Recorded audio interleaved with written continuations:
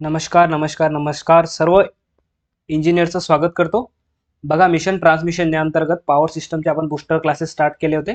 याआधी आपण काय कंप्लीट केलेलं आहे? नेटवर्क्स आपण ऑलरेडी टोटल कंप्लीट केलेलं आहे. सर्किट्सची बेसिक थिअरी आपल्या चॅनलवर ऑलरेडी कंप्लीट आहे आणि बूस्टर आपले टोटल 5 क्लास झालेला 6 नंबरचा क्लास आहे पॉवर सिस्टमचा पर्टिक्युलरली. ओके, तर या आपल्या क्लासेसचं टार्गेट असं आहे की कमीत कमी 390 पैकी 90 विद्यार्थी आपले सिलेक्ट झाले पाहिजे.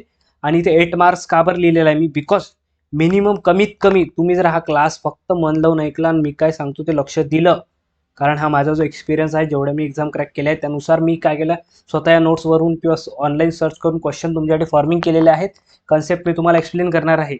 इथे फक्त तुम्ही जर प्रामाणिकतेने लक्ष दिलं या क्लासला, जे क्लास आता जितक्या वेळचा होईल त्यानंतर तुम्ही मिनिमम 8 मार्क्स तुम्हाला मिळू शकतात या 4 टॉपिकवरती. कारण की इम्पॉर्टंट टॉपिक आहेत. असं या 4 टॉपिकपैकी कुठला टॉपिक नाही जो रिडंडंट आहे. हे सर्वचे चारी टॉपिक इम्पॉर्टंट आहे. मिनिमम 8 मार्क्स म्हणतोय मी. आणि जर चांगलं वेटेज असलं किंवा जास्त क्वेश्चन जर आलेलं केली तर 10 ते 12 मार्क्स या टॉपिकवरती कुठे गेले नाही आहेत. सो एकदम फोकस, आपल्या कामाधंदे सोडून जरा प्रॉपर उठून बसा. काही न्यूमरिकल सुद्धा घेणार आहे. सो आपलं इथेच जेव्हा तुम्ही क्लास बघता तेव्हाच करा, नंतर घरी जाऊन आपण ते करत नसतो. Okay, so booster number 6 start करू.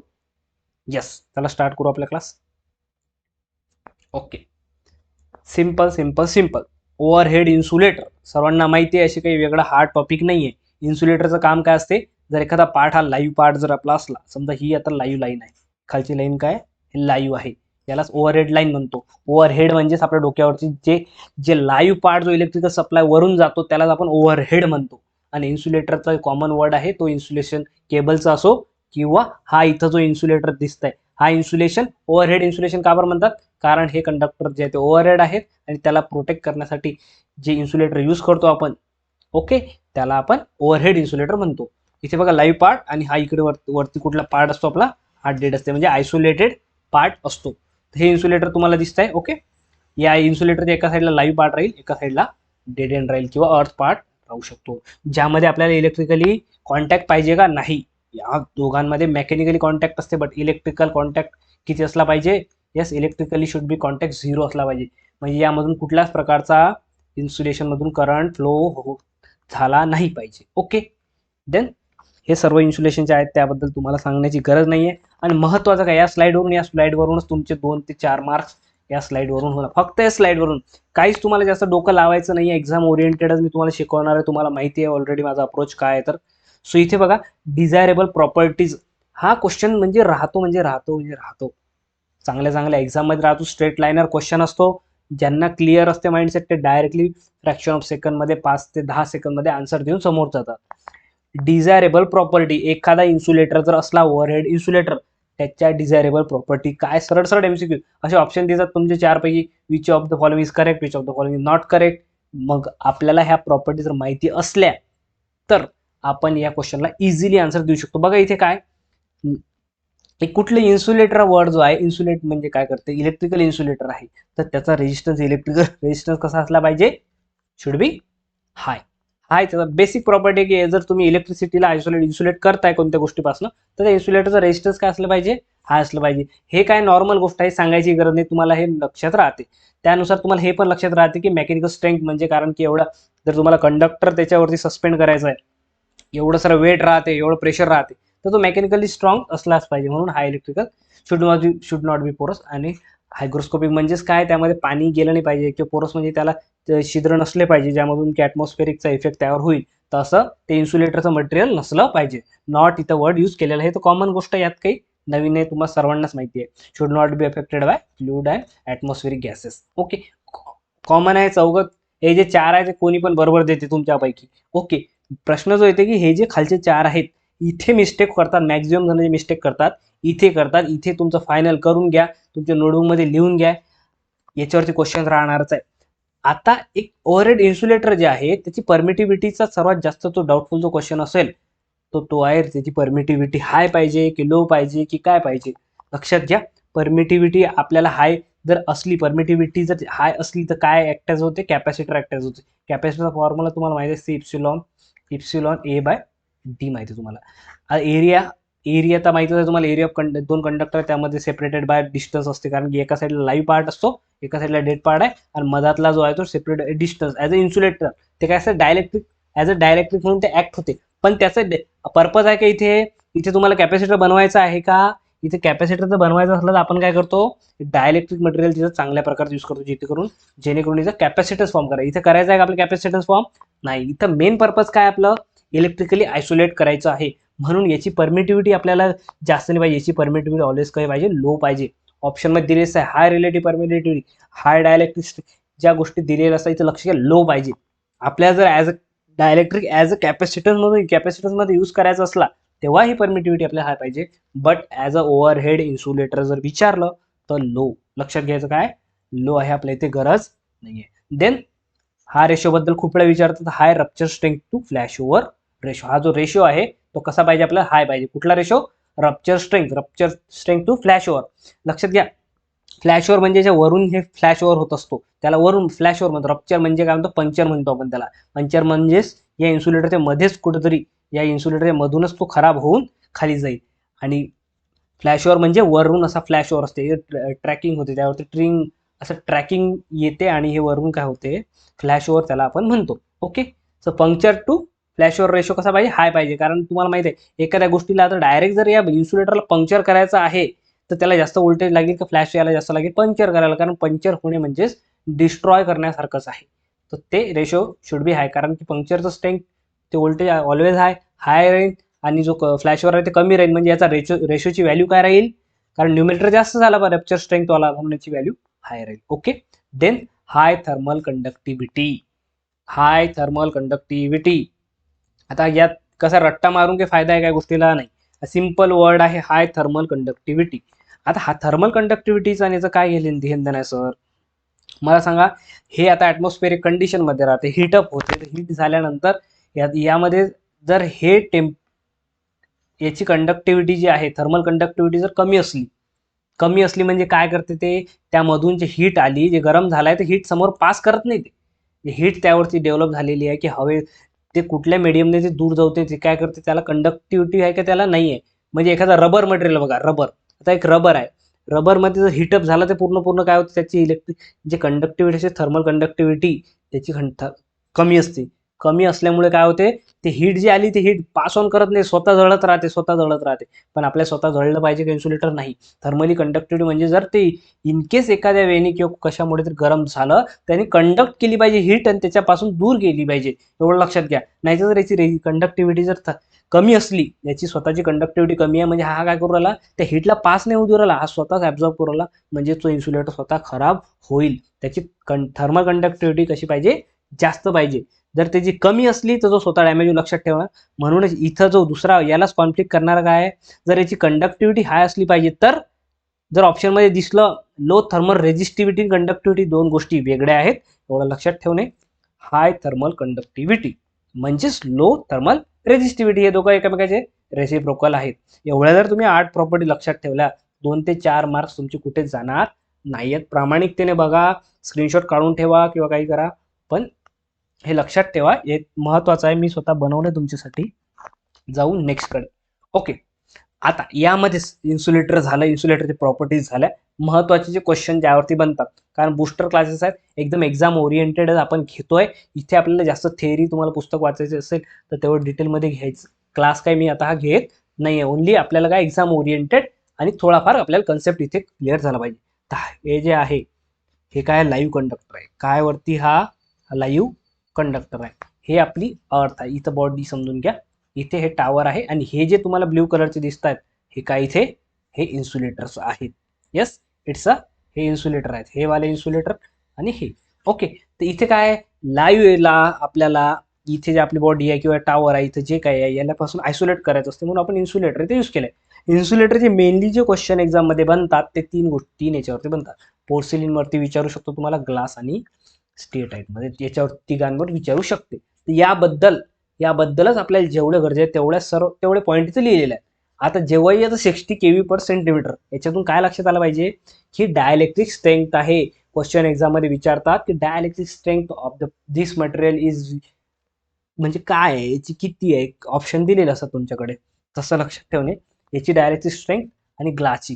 हे सरळ सरळ जेवढे आता पोर्सिलिन बद्दल जे क्वेश्चन विचारतात तेच मी इथे टाकलेले आहेत सर. मग भरपूर गोष्टी आहेत, प्रत्येकाच्या वेगळं क्लासिफिकेशन आहे, मटेरियल आहे प्रत्येक, तर त्याचं टेम्परेचर वेगळं राहते. पण तेवढं सर्व घ्यायचं आहे का इथे? नाही, आपल्याला एक्झाम ओरिएंटेड. बघा इथे डायरेक्ट स्ट्रेंथ विचारली तर किती आला पाहिजे तुमच्या लक्षात? 60 kV/cm त्याची डायरेक्ट स्ट्रेंथ आहे. आणि जनरली यूज कुठपर्यंत करतात तर 33 kV पर्यंत आपण त्याला यूज करू शकतो. त्यानंतर बघा कॉम्प्रेसिव्ह स्ट्रेंथ जे आहे अप टू हे याच्यावरती दोघांची सेमच आहे. कॉम्प्रेसिव्ह स्ट्रेंथ म्हणजेच मेकॅनिकल स्ट्रेंथ आहे की एवढा तो जो लोड आहे तो सस्टेन करू शकतो. ओके. त्यानंतर इथे जे आहे ग्लाससाठी तुम्हाला डायरेक्ट स्ट्रेंथ इथं समोर दिसतच आहे. आणि व्होल्टेज लेवल जे आहे तर 25 ते 50च्या मध्ये आपण त्या दोन्ही याच्यासाठी काय करू शकतो? ग्लासवर ते मटेरियल यूज करू शकतो. स्टेट ॲट बद्दल विचारतात की कॉम्बिनेशन कशापासून बनलेलं आहे, तर हे पण लक्षात असू द्या. मॅग्नेशियम सिलिकेट प्लस ऑक्साईड मिळून हा मटेरियल बनलेला आहे. हा एवढा मेकॅनिकल स्ट्रॉंग नसतो, पण इथे लक्षात घ्या high tensile and bending stresses than the porcelain. Tensile म्हणजे काय? आता हा स्ट्रेस घेऊ शकत नाही जास्त, पोर्सिलिन मटेरियल असते तुम्हाला माहिती आहे. आणि हा स्टिएटेड जो आहे थोडासा काय असते, थोडा मऊ असते, त्यापेक्षा कम्पॅरेटिव्हली थोडा फ्लेक्झिबल असते, जेणेकरून तो त्याच्यावरती टेन्शन आलं तर तो असा ब्रेक होत नाही. पोर्सिलिन काय होते, असा स्टिफ मटेरियल आहे. असं तुम्हाला चहा कप बशी तुम्हाला माहिती आहे ते ज्यापासून बनलेली असते तशा प्रकारचं ते असते मटेरियल असते, जे जर पडलं त्यावरती प्रेशर आलं ते डायरेक्ट तुटू शकते. पण हे तसंच हे स्ट्रेसेस जे आहेत टेन्साईल आणि जे बेंडिंगवाले स्ट्रेसेस आहेत ते हे जास्त सस्टेन करू शकते. आणि हे जास्त आता यूज करायला सुरुवात झालेली आहे. पण मॅक्झिमम जे आहेत ते पोर्सिलिन प्रकारचेच आहेत. ओके. एक्झाम ओरिएंटेड जे विचारतात ते हे आहेत. आता सध्या करंट सिनारिओ आपल्या एक्झाममध्ये विचारणार आहे का? नाही. पण लक्षात घ्या जेवढं एक्झामसाठी आहे तुमच्या स्लाइडवर होतं. जसंच direct strength of the porcelain सरळ सरळ क्वेश्चन एक्झाममध्ये येते आणि आलेला सुद्धा आहे. त्याचा आन्सर काय? 60 kV/cm. जे महत्वाचे त्या क्वेश्चनमध्येच मी टाइम स्पेंड करणार आहे, नाही तर यात करून फायदा नाही. ओके. देन जो नेक्स्ट क्वेश्चन राहतात हे तुमच्या समोर आहेत. हे 3 स्लाइड झाले इन्सुलेटरवरती मॅक्झिमम क्वेश्चन तुम्ही कव्हर करणार आहेत. आणि बाकी उरले सुरले जे क्वेश्चन असतील तुम्ही टेस्ट सिरीज सॉल्व्ह करताय किंवा आपण नंतर जेव्हा क्वेश्चनची प्रॅक्टिस घेऊ किंवा एखादा क्वेश्चन जर समोर आला तर तेव्हा ते त्याबद्दलचे तुमचे डाऊट जे आहे ते सर्व क्लिअर करेल. पिन टाईप इन्सुलेटर हे तुम्हाला माहिती आहे, सरळ सरळ आहे. पिन टाईप दिसायला असा आहे इथे पिन. ओके. इथं आणि इथं किती केव्ही आहे? 33 kV पर्यंत हे यूज करतो. सरळ सरळ आहे, याबद्दल जास्त डिटेलमध्ये जायची गरज नाही आहे. सस्पेन्शन म्हणजे नाव सस्पेन्शन काय करायचं, सस्पेंडेड असते, जेणेकरून हा लाईव्ह कंडक्टर जो आहे ना हा खाली यायच्या आणि सस्पेंडेड आहे तो conductor with the help of insulator, म्हणून त्याला सस्पेन्शन इन्सुलेटर म्हणतात. कारण तो हवे तसं कंडक्टर सस्पेंड केलेला आहे आणि इन्सुलेटर सुद्धा त्या सस्पेंडेड कंडक्टरला पकडलाय म्हणून त्याला सस्पेन्शन इन्सुलेटर म्हणतात. ओके. तर बियॉन्ड 33 kV आणि जे याच्यावरती जो क्वेश्चन बनतो की हे जे डिस्क आहे त्याच्यावरती लावलेल्या इन्सुलेशनच्या या डिस्कचं जे आहे ते पर्टिक्युलरली किती व्होल्टेज पर्यंत एक डिस्क यूज करतो आपण? 11 kV. आता 11 kV जे आहे एका डिस्कचं काय व्होल्टेज आहे आणि हे व्होल्टेजची व्हॅल्यू जी असते ते पर फेज असते. लक्षात घ्या त्या डिस्कसाठी या पर्टिक्युलर फेजमध्ये जो लावलेला असते. Okay. So each disc 11 kV. आणि यावरतीच जो क्वेश्चन राहतो की नंबर ऑफ डिस्क जर विचारतात तुम्हाला सस्पेन्शन इन्सुलेटरमध्ये तर तुम्हाला जे काय करावं लागते, फेज व्होल्टेज जे आहे फेज व्होल्टेज अपॉन 11 kV. म्हणजे हे काय झालं, हे पर्टिक्युलरली एका डिस्कचं झालं, म्हणजे इच डिस्कचं हे काय झालं टोटल व्होल्टेज झालं. कसलं टोटल कुठलं फेज व्होल्टेज आहे. लक्षात घ्या हे फेजचं व्होल्टेज आहे, हे लाईनचं व्होल्टेज आहे का? इथं फेज का बरं लिहिलंय मी? लाईन व्होल्टेज नाही आहे. आणि आपल्याला जे स्पेसिफाईड केलेलं असते ते ऑलवेज काय कुठलं व्होल्टेज असते आपल्याला स्पेसिफाय केलेलं? हे लाईन व्होल्टेज असते. आपल्याला जर दिलेला 400 kV दिलेला आहे तुम्हाला किंवा 220 kV दिलेला आहे, इट्स अ लाईन व्होल्टेज. आपल्याला त्याचं कशामध्ये कन्वर्ट करावं लागते? फेजमध्ये आपल्याला त्याला कन्वर्ट करायचं. फेजमध्ये कन्वर्ट केल्यानंतरच डिवायडेड बाय 11 kV केलं तरच तुम्हाला नंबर ऑफ डिस्क जे आहे ते करेक्ट आन्सर मिळेल. त्याचा क्वेश्चन आपण सॉल्व्ह करणारच आहे. बघा तिसरा टाईप आहे 1, 2, 3 अँड 4. इथे काय महत्वाचं आहे, हे शॉर्ट नोट्स एका पेजवर तुम्हाला 4 गोष्टी आल्या पाहिजे त्यासाठी मी हे बनवलं आहे. स्ट्रेन टाईप जी इन्सुलेटर आहे याच्यावरती क्वेश्चन सरळ आहे, थिअरॉटिकल क्वेश्चन सरळ सरळ की मेकॅनिकल स्ट्रेन म्हणजे काय असते, मेकॅनिकल टेन्शन करण्याची कॅपॅसिटी जी आहे, नावच त्याचं आहे की स्ट्रेन म्हणजे तो सस्टेन करू शकते. मेकॅनिकल टेन्शनला आपण स्ट्रेन म्हणतो. स्ट्रेन जो वर्ड आलाय तो मेकॅनिकल टेन्शन पासून आलाय. तर जेव्हाही क्वेश्चन आला तर लक्षात घ्यायचं की हा डेड एंडसाठी मेनली क्वेश्चन जो फिरतो याच्याबद्दल जो बनतो तो आहे की मेन ऍप्लिकेशन काय डेड एंडसाठी. डेड एंड असो, रिव्हर क्रॉसिंग, रोड क्रॉस असो, लाईन केबल जंक्शन असो, ॲट अँगल टावर असो किंवा या व्हर्टिकल पोझिशनमध्ये असो, कुठला असतो स्ट्रेन टाईप इन्सुलेटर तिथे यूज करतो. मग शेकलचं आपल्याला वाटतं की शार्प टर्न आहे आणि इथे तुम्हाला एंड पोल दिसतं सेक्शन, पण हे जे आहे ना हे लो व्होल्टेज लो टेन्शन साईडलाच आपण हे यूज करतो.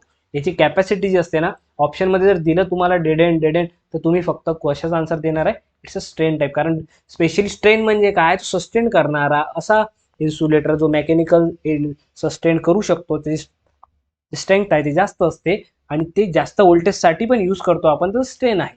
पण कमी व्होल्टेजसाठी जो यूज करतो तो आहे.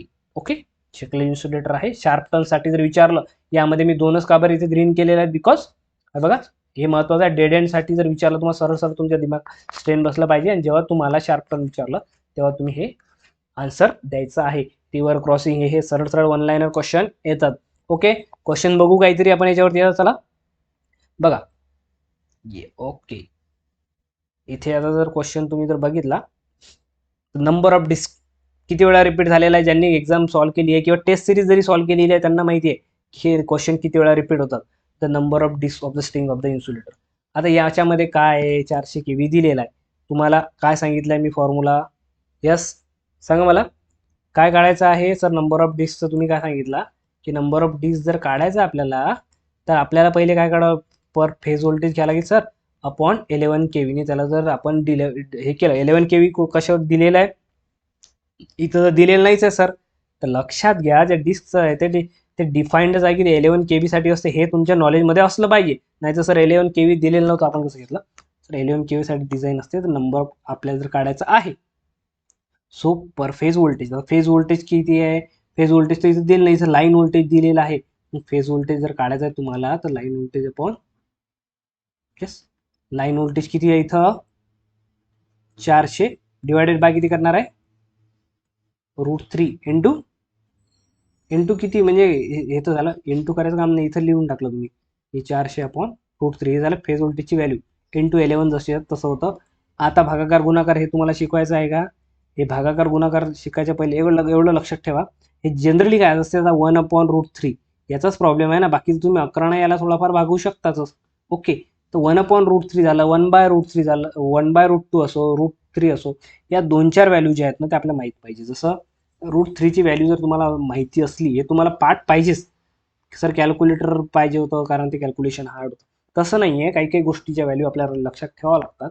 जसं हे झालं, √2ची व्हॅल्यू माहिती आहे तुम्हाला 1.414, हे जी व्हॅल्यू आहे. आणि याला 1 जर म्हटलं, याला जर इन्व्हर्स केलं, याचा 1 जर तुम्हाला विचारलं, बघा याला 1 जर √3 विचारलं, तर आपल्याला माहित पाहिजे की 0.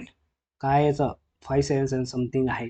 देन आपल्याला 1/√2चं माहिती पाहिजे की, कारण भरपूर वेळा जेव्हा न्यूमेरिकल सॉल्व्ह करतो ना, ह्या गोष्टी जर तुम्हाला माहीत असल्या तर त्याचा खूप फायदा होतो. 0.707 ह्या 4 व्हॅल्यू तुमच्या लक्षात ठेवायच्या आहेत. जसं कसं आपण sine 0, sine 40, sine 30, sine 60, sine 90, कॉसच्या व्हॅल्यू लक्षात ठेवतो. का बरं ठेवतो, कारण की तेवढ्या बेसिक आपण इंजिनियर आहे त्यांना माहीत असते, जरी ते कॅल्क्युलेटरने काढतो आपण, म्हणजे काढायची गरज असते, पण त्या व्हॅल्यू आपल्याला रिमेंबर करायच्या असतात. इथं जर तुम्ही व्हॅल्यू टाकल्या, याचा आन्सर जे येईल, त्या आन्सर जे येईल, समजा याचा आन्सर येऊ राहिला अराउंड काय ते 21च्या अक्रॉस आहे. तुम्ही जे व्हॅल्यू जर इथे टाकलं, तर इथे तुम्ही टाकलं तर त्यापेक्षा ऑप्शनमध्ये बघायचं की त्यापेक्षा 1 ते 2 डिस्क काय करायचे आपल्याला जास्त ॲड करायचे आहे. पर्टिक्युलरली जर 21 आलं आणि तुमच्या ऑप्शनमध्ये जर इथे 20 दिलेलं असलं, तुम्हाला वाटेल की अरे यार 21 आलं, मग 20 असू शकते. 20 नाही, जेवढे हे आन्सर आलं त्यापेक्षा 1 ते 2 डिस्क त्यात जास्तच असले पाहिजे, असं ऑप्शन आपल्याला चूज करायचं आहे. जर तुमचं 21 आलं, तर 22 ते 23 असं एक ऑप्शन जे आहे ते तुमचं करेक्ट राहील. त्यापेक्षा कमी जायचं नाही, एक डिस्क कमी करायचं नाही. एक्स्ट्रा वाढवली तुम्ही 1-2 तर काही प्रॉब्लेम होत नाही. त्यानुसार ऑप्शनही तसं दिलेलं असते, कारण व्हॅल्यू तर एकच आन्सर येणार आहे सर, याचा आन्सर तर एक फिक्स येणार आहे. पण का बरं त्यांनी असं दिले ऑप्शन, का करतात ते, कारण की ते झालं एक तो रेशो असतो तो काढायचा की एवढे डिस्क मिनिमम लागतील, आणि त्यापेक्षा ॲडिशनल असलं तर चांगलंच आहे ना. वी हॅव टू आयसोलेट, आपल्याला आयसोलेट करायचं असते ते.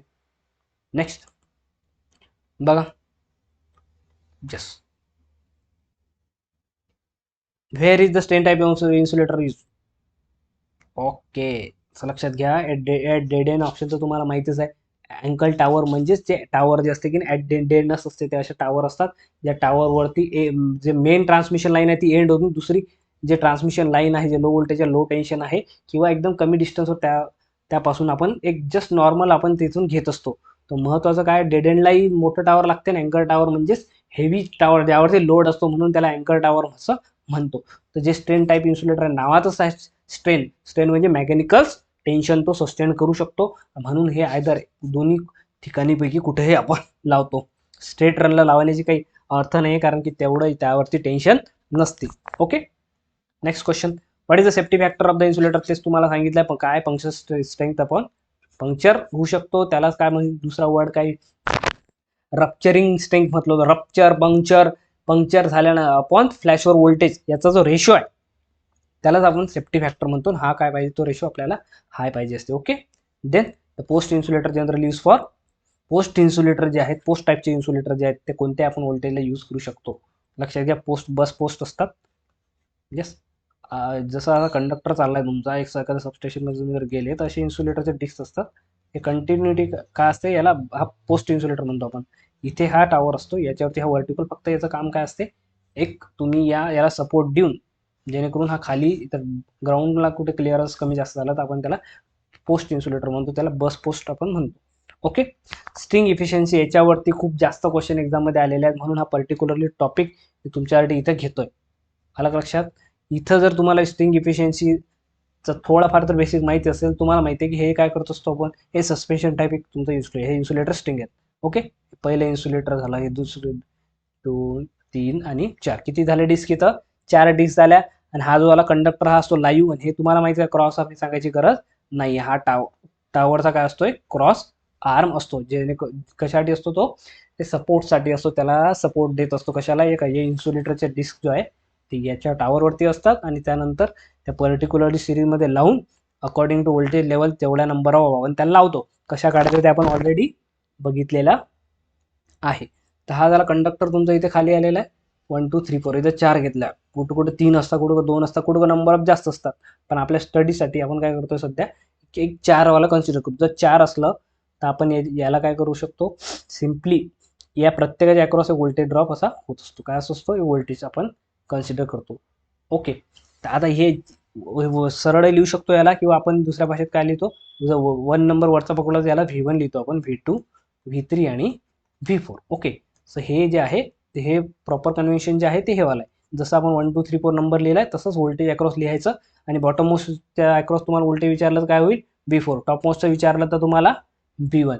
सो त्यानुसार इथे जसं हे डिस्क लावल्या, तुम्हाला माहिती हा लाईव्ह पार्ट आहे. लाईव्ह असल्यामुळे काय होते, कॅपॅसिटन्स इफेक्ट तुम्हाला सर्वांना माहिती आहे. कॅपॅसिटन्स इफेक्ट म्हणजे बघा आता काय होईल, इथेच जिथे मी एंट्री करतोय तिथेच लक्ष द्या तुम्ही की मी काय लिहितोय.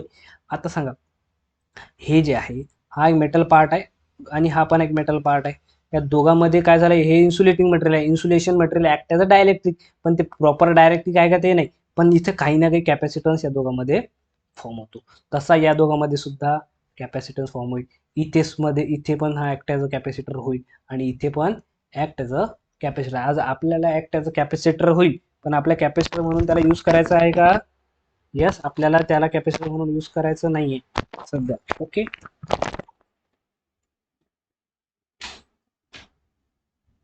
कॅपॅसिटर म्हणून त्याला आपल्याला यूज करायचं नाही. ओके, कॅपॅसिटर झाला, हा झाला.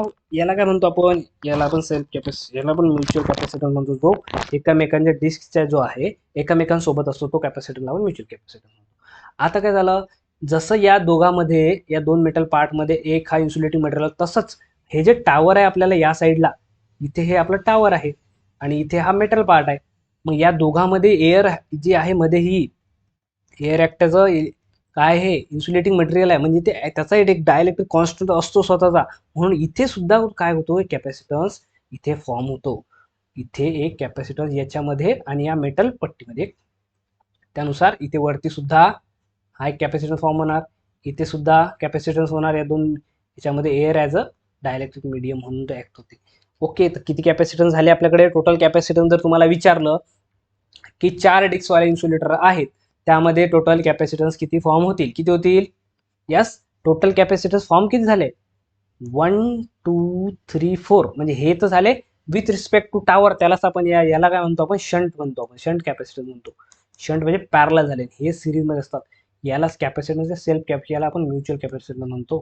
ओके, म्युच्युअल म्हणजे हे एकामेकांसोबत जे फॉर्म झालेले आहेत त्याला म्युच्युअल कॅपॅसिटर म्हणतो, किंवा त्याला दुसरा वर्ड आहे सेल्फ कॅपॅसिटन्स आपण म्हणतो. का बरं, इथे लक्षात घ्या, हे कॅपॅसिटन्स जसे फॉर्म झालेले तुमचे, तर आता याच्यावरनं काय फरक पडते, कॅपॅसिटन्सचा काय इफेक्ट आहे, स्ट्रिंग इफिशियन्सीची गरज काय, तर फॉर्म्युला जर तुम्हाला माहिती असेल सर्वांनी तर इथं लक्षात घ्या. तुमच्यासमोर लिहिलेला आहे स्ट्रिंग इफिशियन्सीचा फॉर्म्युला आहे. कारण महत्त्वाचं काय, आपल्या स्ट्रिंग इफिशियन्सीच्या एक्झाममध्ये न्यूमेरिकल येतात आणि थेरोटिकल क्वेश्चन सुद्धा राहतात. तर त्यावेळेस आपल्याला ओळखता आलं पाहिजे, म्हणून मी थोडीशी थेअरी तुम्हाला सांगतोय की कॅपॅसिटर असा याच्यामध्ये फॉर्म होते. ओके, आता बघा हे जे कॅपॅसिटन्स फॉर्म झाले त्याला आपण शंट कॅपॅसिटर म्हणून इथं काय करू आपण CS लिहितो मी, एस फॉर शंट. शंट म्हणजे विथ रिस्पेक्ट टू कशामध्ये फॉर्म होईल तो, yes with respect to tower जो आहे त्याला टावर असतं आपला अर्थ केलेला, विथ रिस्पेक्ट टू अर्थ असतो हा टावर. हा आपला जो क्रॉस आर्म आहे हा टावर जो आहे ऑलरेडी अर्थ केलेला असतो. ओके, तर आता काय झालं, मग इथे जे कॅपॅसिटन्स फॉर्म होतील मग याला आपण एक सी कॅपॅसिटन्स हे झाले. हे आयडेंटिकल जर तुम्ही डिस्क यूज केला, सेम कॅपॅसिटन्स जर असले सर्वांचे म्हणून इथं सी यूज करतो आणि CS फॉर शंट कॅपॅसिटन्स. आता क्वेश्चन जो बनतो, क्वेश्चन आता याच्यामध्ये इकडे लक्ष द्या. क्वेश्चन काय म्हणतो की व्ही, इथं काय लिहिलंय बघा मी, मॅक्झिमम नाव लिहिलं व्ही. व्ही म्हणजे व्होल्टेज कुठे मॅक्झिमम असतो, टॉप मोस्टला मॅक्झिमम असतो की बॉटम मोस्टला. बघा हे जे वरचं युनिट आहे याला नाव काय दिलंय आपण, हे जे वरचं डिस्क युनिट आहे याला काय म्हणतो, यस सांगू शकता, जो टॉप मोस्ट आहे याला वरच्याला आपण टॉप मोस्ट म्हणतो, हे काही सांगायची गरज नाहीये. आपल्याला काय वाटतं टॉप आहे म्हणजे मॅक्झिमम आहे, टॉप म्हणजे लाईव्ह कंडक्टरच्या जर दूर आहे ना, जरी तो टॉप असला तर यात मॅक्झिमम गोष्ट कुठलीच राहत नाहीये, हे लक्षात घ्या. ज्यांनी हे गोष्टी अशा स्टडी केलेल्या आहेत, टॉप आहे म्हणजे मॅक्झिमम असं नाहीये. टॉप म्हणजे ह्या कंडक्टरपासून दूर आहे तो, तर त्याच्यावरती जे व्होल्टेज असणार आहे ते मिनिमम असणार आहे. आणि जो कंडक्टरच्या एकदम जवळ आहे म्हणजे जो बॉटमवाला जो इन्सुलेटर युनिट आहे, तर बॉटमवाल्या याच्यात हे जे व्होल्टेज आहे ते अपिअर काय होईल, मॅक्झिमम इथे राहील. म्हणून इथे जे व्होल्टेज आहे हे बॉटमसाठी ऑलवेज काय असते, मॅक्झिमम. मग व्होल्टेज मॅक्झिमम असते का, नाही. व्होल्टेज जरी विचारलं तुम्हाला तरी मॅक्झिमम कुठं राहणार आहे, बॉटमवाल्या याच्यात. कुठं, बॉटम युनिट जे आहे यामध्ये सर्व काय राहणार आहे, व्होल्टेज मॅक्झिमम, करंट सुद्धा इथे मॅक्झिमम, आणि कॅपॅसिटन्स जो फॉर्म तो सुद्धा इथे मॅक्झिमम. इथे कुठलाच बॉटम मोस्ट म्हटलं तर मॅक्झिमम. तुम्हाला तिन्ही क्वेश्चन एक्झाममध्ये सरळ सरळ विचारू शकतात. Voltage across the bottom unit, current through the bottom most unit, आणि capacitance form with respect to म्हणजे बॉटम मोस्ट युनिटचा कॅपॅसिटन्स फॉर्म जो आहे तो मिनिमम असतो की मॅक्झिमम. तर बॉटम मोस्ट जसं तुमच्या कंडक्टर जवळ काही आलं तर करंटही जास्त, व्होल्टेज जास्त आणि कॅपॅसिटन्स सुद्धा जास्त. आणि त्याच रिस्पेक्टमध्ये वरती जे गेलं ते सर्व व्हॅल्यू काय होतील, मिनिमम. व्होल्टेज सुद्धा मिनिमम कुठं राहील, टॉप मोस्ट याच्यात. टॉपवाले युनिट आहे ना, युनिट म्हणजे टॉपवाली डिस्क आहे आपली, इन्सुलेटरची डिस्क आहे, तिथे सर्व काय राहणार आहे, मिनिमम राहणार आहे. यात कन्फ्युजन करू नका. 10 वेळा व्हिडिओ पाहायचं काम नाही पडलं पाहिजे. सिंपल गोष्ट आहे, असं काही त्यात एवढं लॉजिक नाही आहे, इंजिनियर लक्ष देऊ शकता. मग हे झालं आपण लिहिलं. आता जेव्हा व्होल्टेजच्या स्ट्रिंग इफिशियन्सी तुम्हाला एक्झाममध्ये जर विचारली डेफिनेशन, तर सरळ स्ट्रिंग इफिशियन्सी डेफिनेशन तुमच्या समोर आहे. स्ट्रिंग इफिशियन्सी जर तुम्हाला काढायची असली तर काय, is equal to voltage across the string, म्हणजे व्होल्टेज अक्रॉस द स्ट्रिंग. आता मला सांगा व्होल्टेज अक्रॉस द स्ट्रिंग किती आहे. व्होल्टेज अक्रॉस द स्ट्रिंग जर तुम्हाला विचारलं तर व्होल्टेज तुम्ही काय सांगू शकता, सर याला जर आपण समजा V1 लिहू, याला V2 लिहू, V3 आणि V4. ओके, कारण की याला 1 2 3 4 आपण नाव देतो, तर हेच नॉमिनिकेशन जे आहे ते मॅक्झिमम चालू राहते, म्हणून आपण त्याला 1 2 3 4 असंच नाव द्यायचं. बघा आता V1 V2 V3 V4 आहे. Voltage across the string, voltage across the string म्हणजे टोटल व्होल्टेज विचार आहे. टोटल व्होल्टेज सिरीजमध्ये काय असते, व्होल्टेजचे काय होईल, ॲडिशन होईल. तर तुम्हाला टोटल व्होल्टेज विचारलं तर तुम्हाला काय करावं लागेल, सरळ V1 plus V2 plus V3 plus V4. हे टोटल व्होल्टेज काय झालं याच्या अक्रॉसमध्ये, कारण सिरीजमध्ये व्होल्टेज जे आहे याची ॲडिशन होत असते. लक्षात घ्या, करंट नाही विचारला, इथं व्होल्टेज विचारलं तर व्होल्टेजची काय होईल सर्वांची बेरीज, total voltage upon number of disc. आता किती डिस्क आहेत तिथं, 4 आहेत, तर नंबर ऑफ डिस्कच्या जागी समजा विचारलं पर्टिक्युलरली तर तुम्ही 4 लिहू शकता. Into total voltage nearest to the conductor, disc nearest disc to the conductor. Nearest disc म्हणजे कंडक्टर हा ऑलवेज लक्षात घ्या, कंडक्टर टॉपवर नसते. नाही तर नेहमी जे स्ट्रिंग इफिशियन्सी क्वेश्चन विचारतात त्यात कंडक्टर जो असतो तो लास्टला असतो, म्हणजे बॉटमलाच असतो. तर इथे टॉप हा वर्ड यूज नाही करायचा. नियरेस्ट टू द म्हणजे हे बॉटमवाले डिस्कचं विचारले तुम्हाला, मग बॉटमवाले डिस्कचं व्होल्टेज काय, V4 आहे. ते व्होल्टेज इथं काय येणार आहे क्वेश्चनमध्ये, इथे काय येणार आहे V4. म्हणून हा जो फॉर्म्युला तुमच्यासाठी तयार झाला स्ट्रिंग इफिशियन्सीवाला, समेशन ऑफ व्होल्टेजेस म्हणजे टोटल व्होल्टेज भेटला across the string upon number of disc. जर 3 दिलेला 3, 4 दिलेला आहे तर इथं काय करावं लागेल तुम्हाला, 4 करावं लागेल, जेव्हा 3 दिला तेव्हा 3 करायचं, 4 व्होल्टेज आहे 4 into voltage nearest to the conductor. आलं लक्षात? 1 2 3 4 डिस्को आहे, 4 तिथे घेतलेला आहे आपण आणि V4. हा झाला काय बेसिक फॉर्म्युला झाला थेरी क्वेश्चन. पण न्यूमेरिकल सुद्धा मी कव्हर केला आहे, कारण की एक्झाम मध्ये सिलेक्शन पाहिजे मला, टाइमपास म्हणून क्लासेस मी घेत नाही आहे, तुम्हालाही माहिती आहे. Okay, so let's go. इथं तुम्हाला कॅपॅसिटन्स फॉर्म बद्दल काही विषय नाही आहे, तुम्हाला हे सर्व गोष्टी सांगितल्या. ओके, याच्यावरती तुम्हाला एक्सप्लेन करण्यासाठीच फक्त मी इथे घेतलेलं आहे, जेणेकरून जर तुम्हाला ॲडिशनल काही डाऊट आले तर एक्सप्लेन करता करता. तर आता method of improving string efficiency वाढवायची, तर वाढवायची कशी? थेरॉटिकल क्वेश्चन राहतो. तर लॉंगर क्रॉस आर्म. आता स्ट्रिंग इफिशियन्सीचा मेन प्रॉब्लेम काय माहिती आहे का? इफिशियन्सी जर तुम्हाला वाढवायची तर हा जो कॅपॅसिटन्स फॉर्म होत आहे ना, जो अर्थ सोबत कॅपॅसिटन्स फॉर्म होत आहे, हा आपल्याला गरजेचा आहे का नाही? हा आपल्याला नसला पाहिजे. जर हा याच्यामध्ये कॅपॅसिटन्स फॉर्म झालाच नाही, याच्यामध्ये कॅपॅसिटन्स 0 असला, तरच आपली स्ट्रिंग इफिशियन्सी आहे ते मॅक्झिमम किती भेटते आपल्याला? 100%. म्हणजे फक्त जो आपली इफिशियन्सी कमी जे मिळते आपल्याला, ते कशामुळे मिळते? कुठला कॅपॅसिटन्स म्हणतो आपण याला? Shunt capacitance. काय म्हणतो आपण त्याला? Shunt capacitance. हा कशामध्ये फॉर्म होतो? विथ रिस्पेक्ट टू काय? टावर जो असतो आपला, टावरच्या रिस्पेक्टमध्ये तो फॉर्म होतो. तो आपल्याला किती पाहिजे असते? 0 जर झाला देन आपली इफिशियन्सी 100% होते. तर मग आता याला 0 करू शकतो किंवा मिनिमम कमी किती करू शकतो, याच्या काय मेथड आहेत? तर त्या मेथड म्हणजेच method of improving string efficiency. बघा काय काय फायदे आहेत तुम्हाला सांगतो. लॉंगर क्रॉस आर्म जर आपण यूज केला तर जेणेकरून काय होईल? आता क्रॉस आर्म जर यूज केला तर हे जे अंतर आहे इथपर्यंत होता आधी. ओके, तर आता आपण एवढा वाढवला, म्हणजे एवढा डी होता पहिले, D1 होता, तर आपण काय केलं? पूर्ण मोठा केला, म्हणजे D2 केला. एवढं अंतर आपण वाढवलं.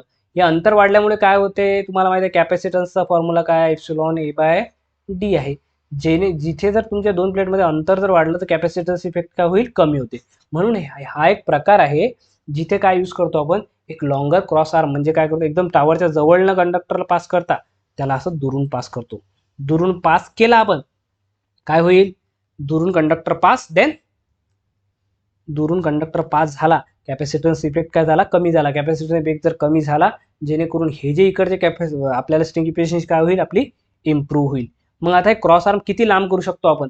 इथून समजा, आता तुम्ही सांगा, पहिले असा क्रॉस आर्म होता आणि इथे हे इन्सुलेटर डिस्क आणि हे असं होतं, ठीक आहे. पण आपल्याला इफिशियन्सी वाढवायची होती, तर क्रॉस आर्म काय करू शकता तुम्ही? असं एवढा जास्त वाढू शकता का? इथे ठेवू शकता का नाही? हे जरी आपण थेरॉटिकली केलं तरी प्रॅक्टिकली पॉसिबल आहे का? की जो तुम्हाला इफिशियन्सी वाढवण्यासाठी तुम्ही लंबेचे लंबे टावर आणि त्याचे लंबे लंबे हात असं करू शकता का? नाही. तर म्हणून हे जे आहे, हे जे सोल्युशन लक्षात घ्या, हे सोल्युशन आपण काय करू शकतो? हे इकॉनॉमिकल नाही आहे. जर विचारलं तुम्हाला की युजिंग ऑफ, जर थेरॉटिकल विचारलं इन केस, जर what is the drawback of using longer cross arm, तर तेव्हा तुम्हाला सांगता आलं पाहिजे की हे क्रॉस आर्मची एक लिमिट असते, की याला आपण जास्त लांब याला क्रॉस आर्म आपण यूज करू शकत नाहीये. काय प्रॉब्लेम आहे? ते इकॉनॉमिकली नॉट फिजिबल. म्हणजे खूप जास्त महागात जाईल, ते पैसा जाईल, ते प्रॅक्टिकली त्याचं काय इकॉनॉमिकल, त्याचे काय लिमिटेशन्स आहेत, इकॉनॉमिकली लिमिटेशन्स त्याच्यामुळे आहेत, म्हणून आपण त्याला यूज नाही करू शकतो. ओके, देन हे झाली पहिली टेक्निक क्रॉस आर्म. दुसरी जी टेक्निक आहे कॅपॅसिटन्स ग्रेडिंग ऑफ इन्सुलेटर. जसं तुम्ही अंडरग्राऊंड केबलचा आपला जो बूस्टर 5चा तुम्ही क्लास ऑलरेडी बघितला असेल, त्यामध्ये काय होतं? त्यामध्ये पण अंडरग्राऊंड केबलचा तुम्हाला थोडासा इथं सांगतो एकदम. हे जे अंडरग्राऊंड केबल आपण बघितली, ओके, अंडरग्राऊंड केबलच्या वेगवेगळ्या लेअर आहेत, बरोबर आहे, त्याबद्दल काही डाऊट नाही, तुम्हाला सर्वांना माहिती आहे. तर लेअरमध्ये काय केलं होतं आपण? ते इन्सुलेटर आहे त्याची ग्रेडिंग केली होती. इन्सुलेशन ग्रेडिंग काय म्हणतो आपण त्याला? Grading of insulator. कशासाठी करतो आपण? वेगवेगळ्या परमिटिव्हिटीवाले आपण तिथं काय मटेरियल यूज करतो, जेणेकरून जो व्होल्टेज डिस्ट्रीब्युशन अक्रॉस द याच्यामध्ये आहे, कारण इथं व्होल्टेज डिस्ट्रीब्युशन मॅक्झिमम राहतो आणि याच्यावरती हा कंडक्टर सरफेस मॅक्झिमम आणि इथे मिनिमम राहतो. सिमिलर पॅटर्न आहे इथं जो आहे, इथे पण व्होल्टेज डिस्ट्रीब्युशन जो कंडक्टरला असतो, ऑलवेज लक्षात घ्या, जिथे कंडक्टर आला तिथे व्होल्टेज जर विचारला ते ऑलवेज मॅक्झिमम राहतो. जर अंडरग्राऊंड केबल असलं तरीही कंडक्टर मध्ये असतो, म्हणूनच at the surface of conductor maximum राहील आणि ॲट द काय म्हणतो त्याला आर्मड किंवा शीतला काय म्हणतो? मिनिमम. तसंच इथे मॅक्झिमम राहील आणि या एंडला जो दुसरा एंड आहे, या एंडला जे व्होल्टेज आहे तिथे काय राहील? ते मिनिमम राहणार आहे. सेम आहे, त्यात फक्त केबलचे इन्सुलेशन त्याला गुंडाळलेलं होतं, इथे इन्सुलेशन गुंडाळलेलं नसून हे तुमच्या समोर हे अशा डिस्कच्या फॉर्ममध्ये आहे. असं काही वेगळं आहे का? नाही. तोच कॅपॅसिटन्स ग्रेडिंग, म्हणजे तोच आपला इथे यूज करायचा फंडा. इथे काही वेगळा आहे का? नाही आहे. ओके, सो इथे पण काय करतो आपण? कॅपॅसिटन्स ग्रेडिंगमध्ये इप्सिलॉन 1 हे काय लिहिलं आहे, परमिटिव्हिटी आहे, वेगळं का लिहिलं आहे इप्सिलॉन का नाही, बिकॉज काय करतो आपण कॅपॅसिटन्सचा फॉर्म्युला तुम्हाला माहिती आहे, पुन्हा एकदा 10 वेळा तुमच्यासमोर लिहून घेतो मी. इप्सिलॉन ए बाय डी. इप्सिलॉन जर तुम्ही व्हॅरी केला म्हणजे त्याची परमिटिव्हिटी जर चेंज असली तर कॅपॅसिटन्स तुमचा डायरेक्टली प्रोसेस चेंज होते. सो आपण काय करतो वेगवेगळ्या कॅपॅसिटन्सवाले आपण इथे यूज करतो. इथे कशी यूज करतो बघा. आता तुम्हाला एक गोष्ट तुम्ही नोट केली आहे की सर कॅपॅसिटन्स असो की व्होल्टेज असो बॉटम मोस्ट युनिटला जो आहे तो मॅक्झिमम व्हॅल्यू ऑफ कॅपॅसिटी इथं राहते. तर मग आपल्याला हे कॅपॅसिटन्स हे जे लावतोय आपण हे मॅक्झिमम लावायचे का नाही. कारण काय होत आहे हे जे आपण मागच्या स्लाइडमध्ये बघितलं कुठलं वाला बघितलं आपण, यस हे वाला. इथे मिनिमम आहे आणि इथे मॅक्झिमम. हे आपलं डिझायरेबल आहे का नाही, पण हे जर थेरोटिकल क्वेश्चन दिले याचा आन्सर द्यायचं. पण डिझायरेबल आहे का हे व्होल्टेज इथं मिनिमम इथं डायरेक्ट मॅक्झिमम नाही. आपल्याला काय पाहिजे हे व्होल्टेज जे आहे ते युनिफॉर्म डिस्ट्रीब्युटेड पाहिजे. काय पाहिजे युनिफॉर्म डिस्ट्रीब्युटेड पाहिजे, जेणेकरून कॅपॅसिटन्स सुद्धा याच्यामधून काय असला पाहिजे युनिफॉर्मली डिस्ट्रीब्युट असल्या पाहिजे, अशी काय असते आपली अपेक्षा असते. म्हणून आपण काय करतो जरी इथं मॅक्झिमम आहे किंवा कॅपॅसिटन्स बॉटम मोस्टला मॅक्झिमम आहे तर आपण पुन्हा त्याला जास्त कॅपॅसिटन्सवर लावू का, इथं नाही. इथं जर कॅपॅसिटन्स मॅक्झिमम आहे तर इथं जे परमिटिव्हिटी राहील ते काय राहील कमी परमिटिव्हिटीवर लावून, जेणेकरून आपल्याला लो कॅपॅसिटन्सवाला इथं लावायचा आहे. कारण जेणेकरून त्याचा रिझल्टंट कॅपॅसिटन्स जो आहे तो इथे काय झाला पाहिजे कमी झाला पाहिजे. हे आपली अपेक्षा आहे मिनिमम, पण ॲक्च्युअलमध्ये इथं मॅक्झिमम असे लक्षात ठेवणे, नाही तर या दोनमध्ये कन्फ्यूज करणार आणि पेपरमध्ये 0 नाही तो फिर मायनस. ओके, तर इथं झालं कॅपॅसिटन्स सांगितलं मी तुम्हाला, त्यानुसार वेगवेगळ्या परमिटिव्हिटीवाला आपण ते इन्सुलेटर यूज केलं, त्याच्यामुळे काय कॅपॅसिटन्स इफेक्ट चेंज झाला आणि ते युनिफॉर्म डिस्ट्रीब्युशन ऑफ व्होल्टेजसाठी आपण ते यूज केलं आहे as same as underground cable. Okay, then guard ring आपण यूज करतो. गार्ड रिंग म्हणजे काय, आता हे बघा हे तुम्ही याला आता इथं लॉंग क्रॉस आर्म आहे का इथं नाही आहे, इथं आपण कॅपॅसिटन्स ग्रीड केली, पण इथे हे तर झालं या कॅपॅसिटन्स युनिफॉर्म करणं. कारण जो कॅपॅसिटन्स तुमचा इथं मॅक्झिमम होता आणि इथं मिनिमम होता ऑलरेडी पहिले, ओके इथं मिनिमम येत होता, त्याच्यासाठी आपण काय केलं की इथं आपण कॅपॅसिटन्स मिनिममवाला अप्लाय केला. यस, मिनिममवाला कॅपॅसिटन्सवाला इथं अप्लाय केलं आणि मॅक्झिमम कॅपॅसिटन्सवाली आपण इथे अप्लाय करू, जेणेकरून ते बॅलन्स होईल. बट आता आपल्याला जर याच्यासोबत जो शंट कॅपॅसिटन्स होता, जो शंट कॅपॅसिटन्स फॉर्म झाला होता आपल्या टावर सोबतचा, याच्यासाठी तर आपण काही नाही केलं. तर त्यासाठी आपण गार्ड रिंग आपण यूज करतो, जेणेकरून काय करतो की हे जे shunt capacitance C S form झालेले आहेत हे काय झाले पाहिजे कटआउट झाले पाहिजे. म्हणून आपण या ठिकाणी काय करतो, या ठिकाणी आपण एक गार्ड रिंग यूज करतो, जेणेकरून काय होते तो कॅपॅसिटन्सच्या अपोजिट आपण सेम एक कॅपॅसिटन्स इथे इथून जर आपण एक आर्म असा जर आपली रिंग असली, अशी एक गार्ड रिंग जर अशी आपण टाकली, ओके ही रिंग आहे, तर ही जी रिंग आहे या रिंगमुळे काय उरायला एक कॅपॅसिटन्स आपला ह्या साईडला सुद्धा फॉर्म होणार.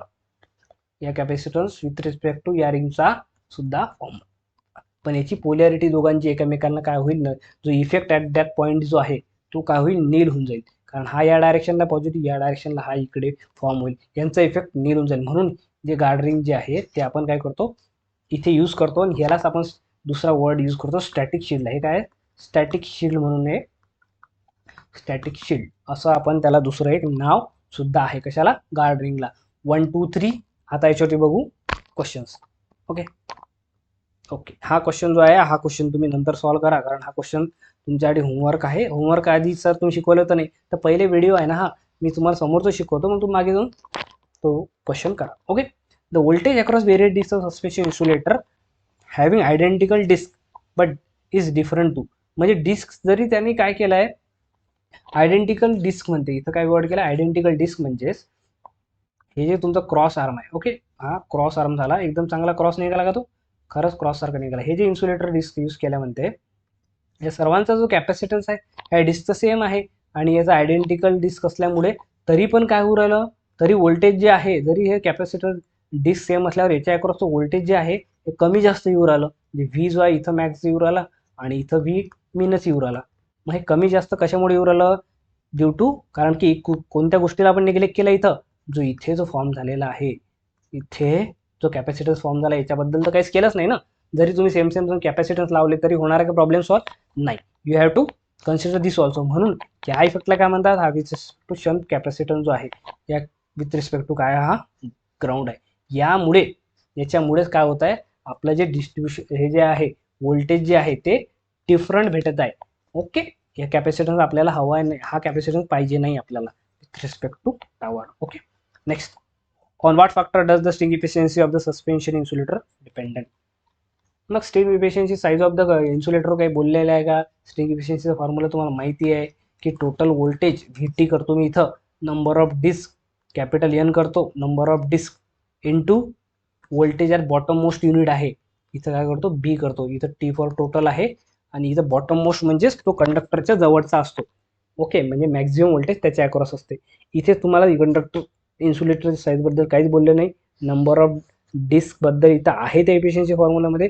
साईज ऑफ टावरबद्दल पण इथं काही प्रश्न नाही आहे.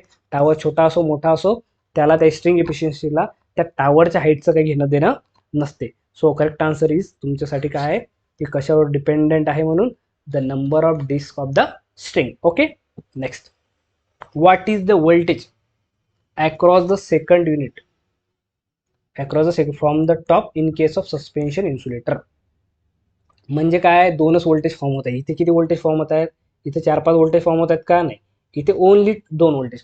2 व्होल्टेज म्हणजे 2च डिस्क आहेत इथे. तर याचं कसं बघा, सॉल्व कसं करायचं बघा. असं एक्झाम्पल आलं, कन्सेप्ट पण सांगतोय तुम्हाला मी, तुम्ही डायरेक्ट रट्टा मारून ते आन्सर घेऊ शकता, त्याबद्दल काही डाऊट नाही. पण हे जे आपलं समजा टावर आहे, फॉर एक्झाम्पल हे काय काढलं मी टावर आणि हा टावरचा क्रॉस आर्म काढला. सर असं नसते आणि तसं असते, याबद्दल काही विषय नाही आहे. तर इथे जो क्रॉस आर्म आहे इथे आपला काय कनेक्टेड आहे आपलं, येस इट्स इन्सुलेटरच्या इथं 2 डिस्क आहेत. हे एक इन्सुलेटर घेतला आपण, देन आपण एक सेकंड इन्सुलेटर घेऊ आणि इथे डायरेक्टली थर्डला काही इन्सुलेटर येईल का, इथे डायरेक्टली असतो आपला हा कंडक्टर चालला आहे. याबद्दल काही डाऊट नाही. ओके, तर वरती 1 नंबर आणि 2 नंबर, वरच्याला 1 आणि 2 नंबर नाव देतो. इथं व्होल्टेज नंबर V1, इथं व्होल्टेज इथं V2. सिम्पल झालं, यात काही डाऊट नाही. मग याचं जेव्हा आपण कॅपॅसिटर स्ट्रक्चर बनवतो, म्हणजेच कॅपॅसिटरच्या फॉर्ममध्ये बघा आता कसं काढतो. यालाच आपण त्या टावरला पुन्हा जर ड्रॉ केलं, आता एवढं ड्रॉ करायला टाईम आहे का आपल्याकडे? यस, त्यापेक्षा काय करू आपण थोडा टेक्नॉलॉजीचा यूज करून याला कॉपी करतो आणि यालाच पुन्हा आपण पेस्ट केलं, इकडे बाजूला घेतलं. तर इथे बघा आता इथे काय होईल, हे जे डिस्क तुम्हाला दिसत आहे सरळ सरळ, हे डिस्क न घेता इथं कॅपॅसिटन्स फॉर्म होईल याच्यामधला आणि इथं कॅपॅसिटन्स इथं यामधला फॉर्म होईल. सो ओके, कसा कॅपॅसिटन्स फॉर्म होईल ते मी तुम्हाला दाखवतो. आता इथे झाला आहे कॅपॅसिटन्स फॉर्म आणि इथे याचा डिस्क कॅपॅसिटन्स. पण आणखी कोण आहे शत्रुघ्न आपला, जो कॅपॅसिटन्स कशामध्ये फॉर्म होतो आपला, या दोघांमध्ये एक कॅपॅसिटन्स फॉर्म झालेला आहे. अलग लक्षात. इथे काय होत आहे आता तुम्हाला जर याचा आन्सर काढायचा आहे, तुम्हाला काय विचारलं त्यांनी, what is the voltage across second unit. Second unit म्हणजे याच्या खालच्याच अक्रॉस काय व्होल्टेज तयार होणार आहे तुम्हाला विचारलं.